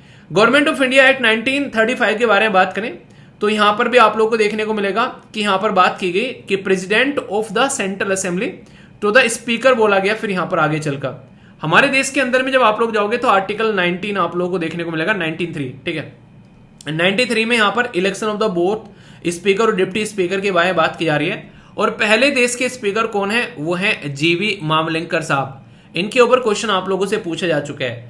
तो ये बहुत ही बेसिक सी चीज होती है जो कि आप लोग यहाँ पर समझ सकते हैं स्पीकर के बारे में, क्योंकि बहुत ही इंपॉर्टेंट पोस्ट होती है अगर आप लोग चीजों को ध्यान से समझोगे, और काफी शानदार एक तरीके से चीजें यहाँ पर एक काम करते हुए यहाँ पर नजर आते हैं। पर एक और इंटरेस्टिंग चीज यहाँ पर, जब पहली बार हमारे देश के अंदर में इलेक्शन होते हैं तो डायरेक्ट स्पीकर नहीं, यहाँ पर प्रोटम स्पीकर होते हैं। उनको प्रोटम स्पीकर क्यों बुलाते हैं, क्योंकि वो कंप्लीट काम नहीं करते हैं, वो बस ओथ दिलाने का काम करते हैं जो नए मेंबर आते हैं, और फिर वो अपने हिसाब से अपना स्पीकर जो है वो चूज कर लेते हैं और वो यहाँ पर इसको डील करता है। सबसे बड़ी बात यहाँ पर यह कि हमारे देश के अंदर में जो डिप्टी जो यहाँ पर स्पीकर की पोस्ट है वो इतनी इंडिपेंडेंट नहीं है जितनी आप लोग को डेवलप देशों में देखने को मिलेगी। वो क्या करते हैं, स्पीकर की पोस्ट जो है वो बेसिकली जहां से वो निकल कर आते हैं, कॉन्स्टिट्यूंसी से इलेक्शन लड़कर आते हैं, वो फिक्स कर दिए जाते हैं ताकि स्पीकर जो है वो न्यूट्रल तरीके से काम कर सके। हमारे देश में ऐसा नहीं है। अगर स्पीकर जो है वो अपनी पॉलिटिकल पार्टी से रिजाइन कर दे तो इंडिपेंडेंट तरीके से काम कर पाएगा, तो डेमोक्रेसी जो है वो ढंग से परफॉर्म करती पाएगी। पर लेकिन हमारे देश में ये इस तरह का फिनोमिनन आप लोगों को नहीं देखने को मिलता है, जिसके चलते यहाँ पर हमारी जो डेमोक्रेसी के अंदर में जो चीजें हैं वो उस लेवल पर आप लोग नहीं बोल सकते जितना वेस्टर्न लेवल पर आप लोगों को देखने को मिलती है आज के टाइम पे। तो यूएसए के अंदर में जो घटना घटी उसके साथ में मैंने आप लोगों को अपने देश का जो स्पीकर है उसका भी एक रिव्यू करा दिया। तो यहाँ पर एक तरीके से ये करंट प्लस स्टैटिक का एक प्यारा सा मिक्सचर आप लोगों के सामने है। अब मुझे लगता है कि इसके ऊपर आप लोगों को कोई भी डाउट होना चाहिए, और अगर होगा तो बताना, फिर उसको दूर किया जाएगा। ठीक है, ये जो न्यूज़ है हम लोग यहाँ पर बात करेंगे बेसिकली ज्योग्राफिकल लोकेशन के बारे में, और इम्पोर्टेंट पर्टिकुलर यहाँ पर बात करेंगे एक स्पीसीज के बारे में। बात की जा रही है किसके बारे में, यह स्वैम्प डियर पॉपुलेशन जो कि रिसेंटली काफी लार्ज स्केल पर बढ़ती हुई नजर आई अभी कहां पर, मानस टाइगर रिजर्व के अंदर में। तो बोला गया कि इनकी संख्या इमीडिएटली काफी ज्यादा बढ़ गई, जिसकी वजह से पर्टिकुलर रीजन जो है वो न्यूज में आ गया। पहले बेसिक चीजें क्या है मैं आप लोगों से वो डिस्कस करता हूं। जैसे कि मानस नेशनल पार्क जो है ये टाइगर रिजर्व जो अनाउंस किया गया, यहाँ पर पॉपुलेशन जो है बेसिकली डियर की ये काफी ज्यादा अभी रिसेंटली बढ़ गई है। किसकी, इसको बोलते हैं बारहसिंगा। आप लोगों ने देखा होगा, नॉर्मली कई बार सुना होगा हिरण जो बारहसिंगा बोलते हैं। तो इंडियन सब कॉन्टिनेंट, नेपाल और इंडिया के अंदर में काफी लार्ज स्केल पर पाया जाता है। ओपन फॉरेस्ट में या ग्रास लैंड में आप लोगों को देखने को मिलते हैं। प्रीडोमिनेंटली ये बेसिकली वेटलैंड प्लांट्स और यहाँ पर जो बेसिकली हर्बीसेरस प्लांट्स जो रहते हैं उनका ये इस्तेमाल करता है। ठीक है, और आज की डेट में अगर बात करें तो नेपाल, आसाम, नॉर्दर्न इंडिया, और ये बेसिकली एक्सटिंक्ट हो चुका है बांग्लादेश और पाकिस्तान के अंदर से, क्योंकि वहां पर ऐसा माहौल देखने को नहीं मिलता है। यहां पर संख्या कहां पर बढ़ी अगर बात करें तो आप लोगों को देखने को मिलेगी इसकी मानस नेशनल पार्क के अंदर में। वेस्टर्न स्वैम्प डियर जो होता है वो नेपाल में नॉर्मली देखने को मिलता है। इसी के साथ में यहाँ पर सदर्न स्वैम्प डियर सेंट्रल और नॉर्दर्न इंडिया में, और ईस्टर्न स्वैम्प डियर ये काजीरंगा और दुधवा नेशनल पार्क में। कंजर्वेशन स्टेटस के बारे में बात करें तो वनरेबल रहेगा, अपेंडिक्स 1 में रखा गया CITES के अंदर में। इसी के साथ में वाइल्ड लाइफ प्रोटेक्शन एक्ट 1972 के हिसाब से अगर बात करते हैं तो यहां पर भी आप लोगों को देखने को मिलेगा बेसिकली ये क्या है, शेड्यूल फर्स्ट में इसको रखा गया है। अब ये तो बातें हम लोगों ने कर ली इस पर्टिकुलर डियर के बारे में। अब ये कुछ बेसिक बातें अगर हम लोग करें यहाँ पर मानस टाइगर रिजर्व के बारे में, तो कुछ बेसिक बातें आप लोगों को यहाँ पर बता देता हूँ। मानस टाइगर रिजर्व जो है यहाँ पर ये लोकेटेड है हिमालयन रीजन के अंदर में, कहां पर, आसाम के अंदर में। और सबसे इंपॉर्टेंट बात जो आप लोग यहाँ पर याद रखिएगा, जो कि क्वेश्चन भी बन सकते हैं, यूनेस्को की वर्ल्ड हेरिटेज जो साइट है 1985 में डिक्लेयर की गई यहाँ पर मानस टाइगर रिजर्व। ठीक है, तो इसलिए काफी इंपॉर्टेंट है, खासकर सिग्निफिकेंस है यहाँ पर। इसी के साथ में यहाँ पर टाइगर प्रोजेक्ट 1973 में इसको टाइगर प्रोजेक्ट के अंडर भी लेकर आया गया। तो ये पर्टिकुलर लोकेशन एटलीस्ट आप लोग यहाँ पर याद रखिएगा। ठीक है, तो ये बेसिक इंफॉर्मेशन है, कंफ्यूजन इसको लेकर नहीं होना चाहिए। ओके, आर्ट एंड कल्चर के बारे में हम लोग बात करेंगे, और यहां पर बात की जाएगी किसके बारे में, ये बात की जा रही है बसोली पासमीना। जो बसोली पासमीना है यहाँ पर, इसको अभी रिसेंटली GI टैग के बारे में बात की गई थी, तो उसी से यहाँ पर ये अभी न्यूज में निकल कर आया है। ठीक है, तो क्या क्या बातें हैं इसके बारे में हम लोग यहाँ पर बात करेंगे, जिससे कि आप लोग चीजों को अच्छे से समझ पाएंगे, क्योंकि डायरेक्ट क्वेश्चन बनते हैं यहाँ पर जब आप लोग यहाँ पर बात करते हैं GI टैग के बारे में भी। ठीक है, तो यहाँ पर कभी भी GI टैग न्यूज में आता है तो बेसिकली आप लोगों को पता ही होना चाहिए, क्योंकि डायरेक्ट क्वेश्चन बनते हैं। तो इसके बारे में बेसिक इन्फॉर्मेशन हम लोग यहाँ पर पहले डिस्कस करते हैं, ये आखिर क्या है। रिसेंटली अभी यहाँ पर बसोली पासमीना जो है वो यहाँ पर लगभग 100 ईयर ओल्ड ट्रेडिशनल क्राफ्ट है जम्मू एंड कश्मीर के अंदर में, जिसको GI टैग यहाँ पर दिया गया। बसोली पासमीना जो है यहाँ पर ये हैंड स्पून टेक्सटाइल है। आप लोगों ने सुना होगा कि काफी फेमस और यहाँ पर काफी महंगा भी आप लोगों को यहाँ पर ये देखने को मिलते हैं। तो इसके चलते इसकी एक यूनिक क्वालिटी होती है और यहाँ पर इसी के चलते इसको क्या किया गया, जीआई टैग का दर्जा दिया गया है। इसके सोल बनाए जाते हैं, मफलर बनाए जाते हैं, ब्लैंकेट बनाए जाते हैं और इसके आप लोग यहाँ पर बास्केट वगैरह भी देखने को मिलेंगे। पर लेकिन यहाँ पर ये यूज तो दोनों के लिए होता है, पर ये इतना ज्यादा हाई फाई है जिसकी वो छद नहीं है, यानी कि बहुत महंगा आप लोगों को देखने को मिलेगा। जाकर सर्च करना, इसके सोल वगैरह काफी कॉस्टली आप लोगों को देखने को मिलते हैं। ठीक है, इसका जो सोर्स है यहाँ पर ये कहां से निकल कर आते हैं, यहाँ पर डाउनी जो अंडर कोट यहाँ पर एनिमल हेयर जो होते हैं, खासकर जिसका नाम है यहाँ पर चिंतागरी। ठीक है, तो यहाँ पर आप लोग याद रख सकते हैं, यहाँ पर डायरेक्ट आप लोगों से क्वेश्चन पूछा जा सकते हैं। तो यहाँ पर ये पर्टिकुलर गोट है जो कि आप लोग याद रखिएगा। ठीक है, तो चंगाथंगरी आप लोगों को यहाँ पर ये गोट देखने को मिलेगी, जो बेसिकली यहाँ पर जो रीजन है उसके नाम से रखा गया है। चंगाथंग जो प्लेटू है उसके नाम से यहाँ पर पाई जाने वाली एक गोट है चंगाथंगी, तो उसी के नाम से यहाँ पर इसका नाम भी पड़ गया है। ठीक है, इसी के साथ में बात करें बसोली पासमीना के बारे में, तो ये बेसिकली आप लोगों को जो प्रोड्यूसर कम्युनिटी है ये है चंगपा, और इसी के साथ में यहाँ पर चंगथंगा जो प्लेटू है उस पर्टिकुलर एरिया में एक नोमेडिक ये कम्युनिटी देखने को मिलती है। प्रॉपर्टी ऐसी है कि यहाँ पर इंसुलेटिंग का भी काम करता है, ड्यूरेबल है, काफी ज्यादा लॉन्ग लास्टिंग है, एक्सट्रीम सॉफ्टनेस है यार, एक तरीके से इनके देखिए इससे ज्यादा सॉफ्ट और क्या होगा, तो वो चीजें आप लोगों को देखने को मिलेगी। लाइट वेट है यहाँ पर, जबकि काफी अच्छे से गर्म भी रख पाते हैं, रिफ्लेक्ट करता है, इसको रिच बेसिकली टेक्सटाइल हेरिटेज की कैटेगरी में रखते हैं। पार्ट जो है यहाँ पर चंगपा कम्युनिटी कल्चर आइडेंटिटी के तरीके से भी इसको देखती है, और प्राइस जो है वो लग्जरी आइटम में इसको आप लोग बोल सकते हैं। ठीक है, तो यहाँ पर कहीं ना कहीं ट्रेडिशनल जो क्राफ्टमैनशिप है वो शो करता है जब यहाँ पर इसको बनाए जाते हैं। इसीलिए कई बार आप लोगों ने देखा होगा हमारे जो लीडर हैं वो भी यहाँ पर इसको गिफ्ट देते हुए नजर आते हैं जब कोई फॉरेन से डिग्नेटरी आती है। कई बार ऐसी चीजें इसकी यहाँ पर खासियत आप लोग बोल सकते हैं। ठीक है, तो कोई पर्टिकुलर एरिया में कोई चीजें अगर फेमस है तो उसी को हम लोग जीआई टैग देते हैं, और उसके पीछे रीजन क्या है, जीआई टैग जिसको आप लोग बेसिकली ज्योग्राफिकल इंडिकेशन या फिर हिंदी में भौगोलिक संकेतक बोलते हो, ये इसलिए दिया जाता है ताकि उस पर्टिकुलर प्रोडक्ट को कोई भी गलत तरीके से इस्तेमाल ना करे, या फिर उसका नेगेटिव इस्तेमाल होने के साथ साथ में उसकी इमेज भी खराब होती है।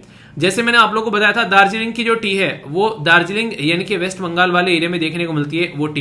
वो टी अगर कोई यहाँ पर किसी भी टी के ऊपर लिख दे कि दार्जिलिंग की टी है तो फिर क्या होगा, फिर यहाँ पर उसको लोग खरीदेंगे अच्छे भाव में, पर इन रियलिटी में क्वालिटी वहां पर कुछ नहीं देखने को मिलेगी। तो नाम किसका खराब होगा, नाम होगा दार्जिलिंग टी का। तो इसलिए यहाँ पर जीआई टैग दिया जाता है जो कि काफी इंपॉर्टेंट है। इसके चलते यहाँ पर चीजें जो है वो आप लोगों को देखने को मिलेगी, कहीं ना कहीं सिक्योर हो जाती हैं।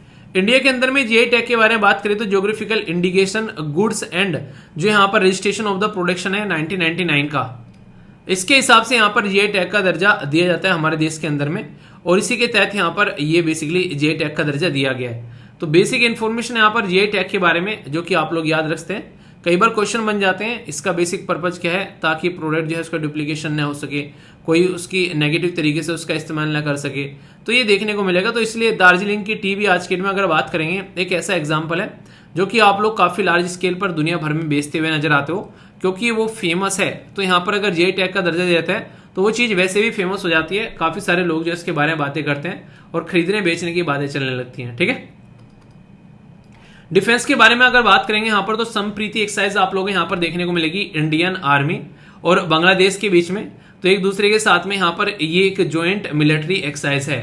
इसका 11वां संस्करण अभी आप लोगों को यहाँ पर देखने को मिल रहा है। कहां पर, ये एक्सरसाइज का संप्रीति का ये है बेसिकली उमराई, ये मेघालय के अंदर में। एक्सरसाइज जो है ये एक एनुअल एक्सरसाइज है, एनुअल यानी कि हर साल देखने को मिलती है। ऑल्टरनेटिवली एक बार यहाँ पर बांग्लादेश के अंदर, एक बार हमारे साथ, एक बार हमारे यहाँ पर।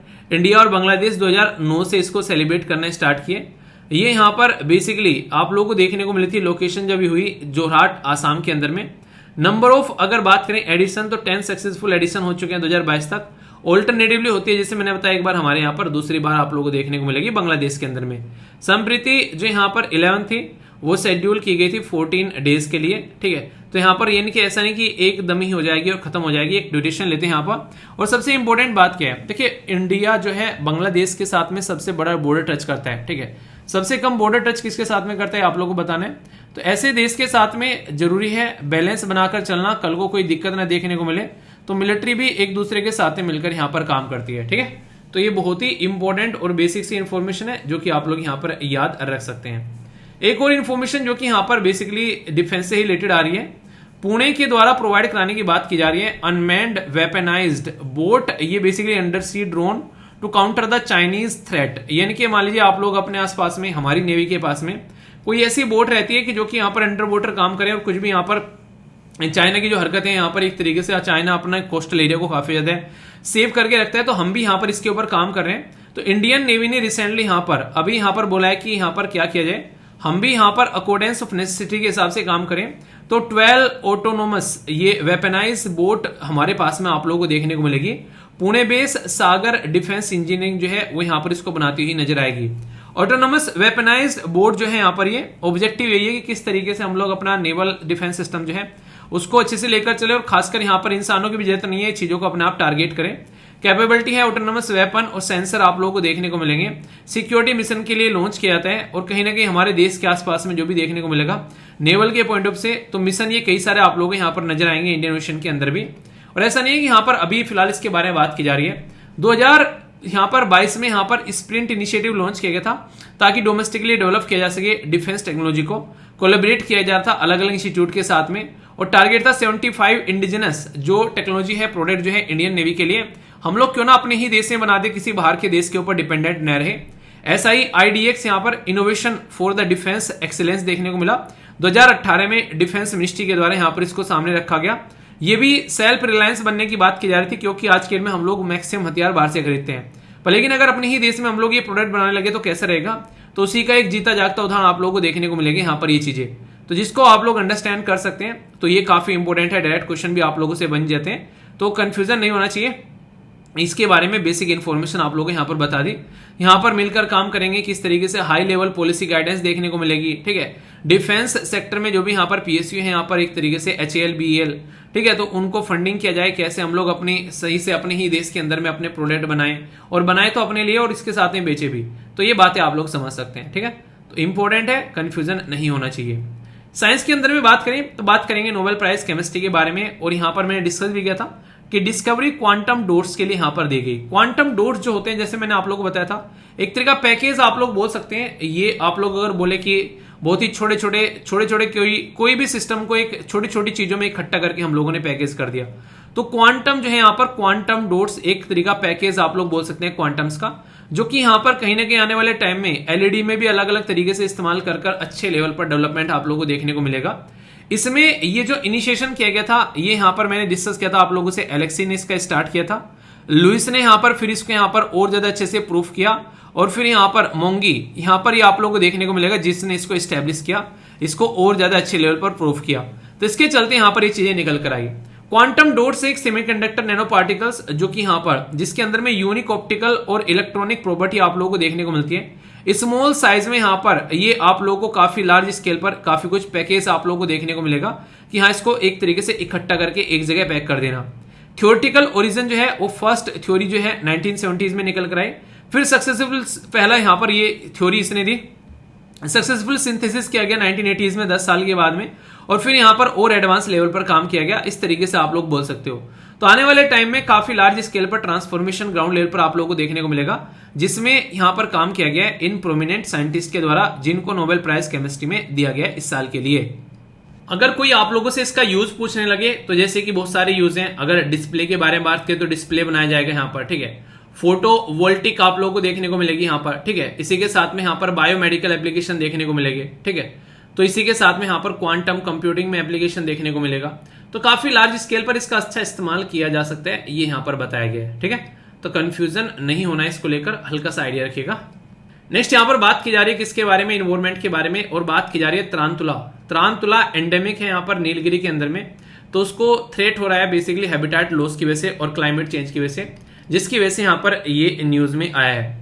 रिसेंटली अभी रिसर्चर ने यहाँ पर स्टडी की गई यहाँ पर, जिसको आप लोग बोल सकते हैं यहाँ पर क्या है, यहाँ पर ये है हाप्लोकलेक्टस, ठीक है। तो यहाँ पर हाप्लोकलेक्टस नीलगिरिनस ये एक स्पीसीज है जो कि यहाँ पर ऑफ तारंतुला, जो कि यहाँ पर अंडर थ्रेट है, इनकी खत्म होने वाली है, जिसकी वजह से ये न्यूज में आ गया है। स्पीसीज जो है ये यहाँ पर आप लोगों को एल्यूसिव ये नीलगिरी लार्ज जो बोरिंग स्पाइडर, यानी कि एक तरीके मकड़ी की प्रजाति आप लोग डायरेक्ट बोल सकते हो, जैसे कि आप लोगों को दिख रही भी है, काफी जहरीली है यहाँ पर, ये इस पर्टिकुलर रीजन में पाई जाती है। मेल जो है नोटेबली स्मॉलर है देन द फीमेल, यानी कि फीमेल ज्यादा बड़ी देखने को मिलेगी। ये यहाँ पर थ्रेट क्या है, एक तो यहाँ पर एक तरीके से इलीगल ट्रेड होता है, और क्लाइमेट चेंज जो है वो यहाँ पर काफी ज्यादा इंपैक्ट डालता हुआ नजर आता है इन सब चीजों के ऊपर में। अभी अगर बेसिक बातें की जाए तो नीलगिरी हिल के अंदर में पार्ट है वेस्टर्न घाट का, जो कि तमिलनाडु, केरला और कर्नाटक में फैला हुआ एरिया है, लगभग 6000 से लेके 8000 फीट में। इसमें हाईएस्ट पीक आप लोगों को डोडा बेटा देखने को मिलेगा और हाईएस्ट पॉइंट तमिलनाडु के अंदर में आप लोगों को नजर आएगा। इसके अंदर में अगर बात करें रिवर सेपरेशन, तो यहां पर बात बेसिकली नोयार रिवर, जो कि यहां पर इसी के साथ में कर्नाटक के अंदर में आप लोगों को देखने को मिलेगी, ठीक है, जो कि नोयार रिवर जो है सेपरेट करती है हिल फ्रॉम कर्नाटका, ठीक है, कर्नाटका प्लेट्यू। गैप सेपरेशन जो है यहां पर ये पालघाट गैप देखने को मिलेगा, जो कि अन्नामलाई और इसी के साथ में ये है प्लानी हिल साउथ के अंदर में। ये क्लाइमेटिक कैरेक्टरिस्टिक के बारे में बात करें तो यहां पर आप लोगों को कूलर वेदर देखने को मिलते हैं और वेजिटेशन ग्रासी डाउन आप लोगों को देखने को मिलेगी। बेसिकली यहां पर ये बेसिक इंफॉर्मेशन हो गई। ये जरूर याद रखिएगा कौन सा हाईएस्ट पीक होता है, डायरेक्ट आप लोगों से क्वेश्चन पूछ ले आते हैं मैच करने के लिए भी। और ये जो मकड़ी है ये यहां पर खत्म हो रही है, तो इसके चलते ये न्यूज में आया है, ठीक है। नेक्स्ट यहां पर बात करेंगे किसके बारे में, ये बात की जा रही है बायोडाइवर्सिटी के बारे में, और यहां पर बात की जा रही है प्लेटिपसिस के बारे में। तो बोला गया कि aren't safe from the Bush fire, यानी कि जो आग लगती है खासकर जंगल के अंदर में, उसकी वजह से इनकी जान कई बार जाती हुई नजर आती है। तो उसके चलते यहां पर ये न्यूज में है और ये काफी ज्यादा खतरा आज की डेट में फेस कर रही है, ठीक है। तो नई रिसर्चर ने रिवील किया है कि प्लेटिपस जो है आर डिसअपेयरिंग फ्रॉम द जो basically waterways after the black summer Bush fire, जिसकी वजह से यहां पर ये ऑस्ट्रेलिया के अंदर भी आप लोगों को काफी लार्ज स्केल पर आग लगती हुई नजर आई थी। तो ये दिक्कत निकल कर आती है। ब्लैक स्प्रिटस जो है यहाँ पर ये एक तरीके डक है, यहाँ पर एक डक बेल्ड है जो कि यहाँ पर आप लोगों को देखने को मिलेगी। ये पर्टिकुलर एग देती हुई नजर आती है। कुछ स्ट्रक्चर ऐसी है जो आप लोग यहाँ पर समझ सकते हैं, इसको भी आप लोग ध्यान से देख सकते हैं। ये इसी की स्ट्रक्चर है यहाँ पर। बाकी ओरिजिन जो है ये इंडिजिनस जो है ईस्टर्न कोस्टन ऑफ ऑस्ट्रेलिया में देखने को मिलेगी। अगर बात करें ये ड्यूरिंग द ब्रीडिंग सीजन में सारी इकट्ठी हो जाती हैं और इसी के साथ में नॉकटर्नल है, यानी कि रात में जगने वाले प्राणी हैं और हंटर करते हैं। ये शिकार करते हैं, मांसाहारी है, बेसिकली पानी में जाके एक्वेटिक चीजों को यहाँ पर खाते हुए नजर आते हैं। और इसी के साथ में इनका जो आयुषियन नेचर है वो नियर थ्रेटन है, पर लेकिन जैसी इंसानों की हरकत है वो यहाँ पर इनको बर्बाद ऑलरेडी कर चुका है। तो इसकी वजह से यहाँ पर ये न्यूज में, ठीक है, बेसिक है पर लेकिन याद रख सकते हैं। अब इससे पता चलेगा कि कितने अच्छे से आप लोगों ने ये डिस्कशन सुना है, क्योंकि इन क्वेश्चन का आंसर आप लोग दे पाओगे, जिससे आप लोग चीजें अंडरस्टैंड कर पाओगे, ठीक है। पहले यहां पर बात की जा रही है संप्रीति के बारे में। तो ये कंडक्ट की जाती है इंडिया और बांग्लादेश, नेपाल, इंडोनेशिया या भूटान। सही आंसर क्या आप लोगों के हिसाब से क्वेश्चन का आंसर आप लोगों को देना है। नेक्स्ट बात की जा रही है बसोली पासमीना के बारे में। तो बसोली पासमीना जो है बोला गया इसके बारे में कि ये ट्रेडिशनल क्राफ्ट देखने को मिलेगी जम्मू एंड कश्मीर से, और इसको जीआई टैग दर्जा अभी रिसेंटली दिया गया है। तो कौन सी स्टेटमेंट जो है वो करेक्ट है ये बताना है। स्वैम्प डियर जो है इसके बारे में कौन सी स्टेटमेंट करेक्ट है ये बताना है। ओपन फॉरेस्ट और ग्रासलैंड इंडिया और नेपाल में देखने को मिलते हैं। अपेंडिक्स 1 में रखा है कंजर्वेशन ऑफ नेचर के बारे में बात करें तो इंटरनेशनल ट्रेड में यहां पर इसको बेसिकली अपेंडिक्स 1 में रखा गया है। कौन सी स्टेटमेंट करेक्ट है, ओनली 1, ओनली 2, बोथ या फिर नन, ये आप लोगों को बताना है। कहां खिसक रहा है। नेक्स्ट क्वेश्चन जो है ये क्वांटम डॉट्स के बारे में है। तो कौन सी स्टेटमेंट यहां पर करेक्ट है ये बताना है। बात की जा रही है by heating them to specific temperature, by exposing them to ultra violet light, यानी कि बात की जा रही है कि प्रॉपर्टी क्या है इसके बारे में बात करें। By controlling their size and composition during the synthesis, ठीक है, और क्रिएटिंग देयर जो यहां पर इलेक्ट्रिकल चार्ज। तो कौन सा मैंने आप लोगों को ढंग से एक्सप्लेन किया, आप लोगों को पता होना चाहिए, ये डिस्कस किया था मैंने।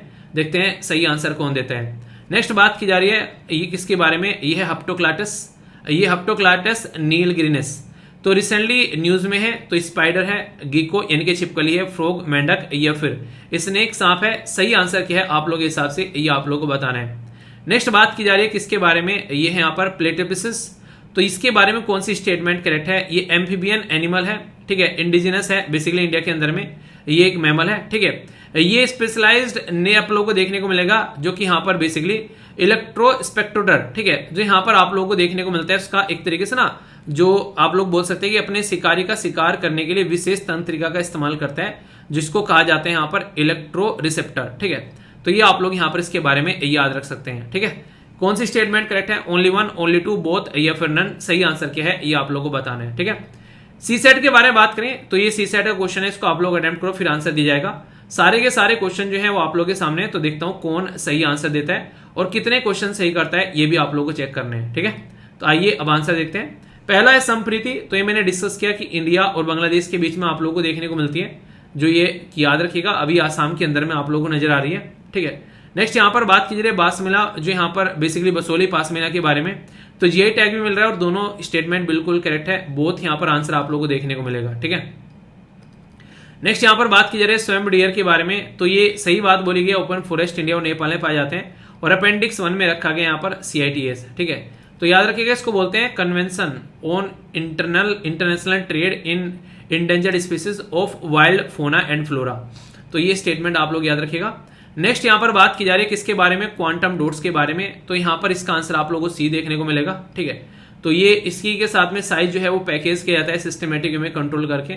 नेक्स्ट बात की जाए यहाँ पर किसके बारे में, ये है हैप्लोक्लैक्टस नीलग्रीनस। तो यहाँ पर क्या है, ये एक तरीके स्पाइडर है जो अभी मकड़ी मैंने आप लोगों को दिखाई थी, तो आंसर यहाँ पर इसका ए हो गया।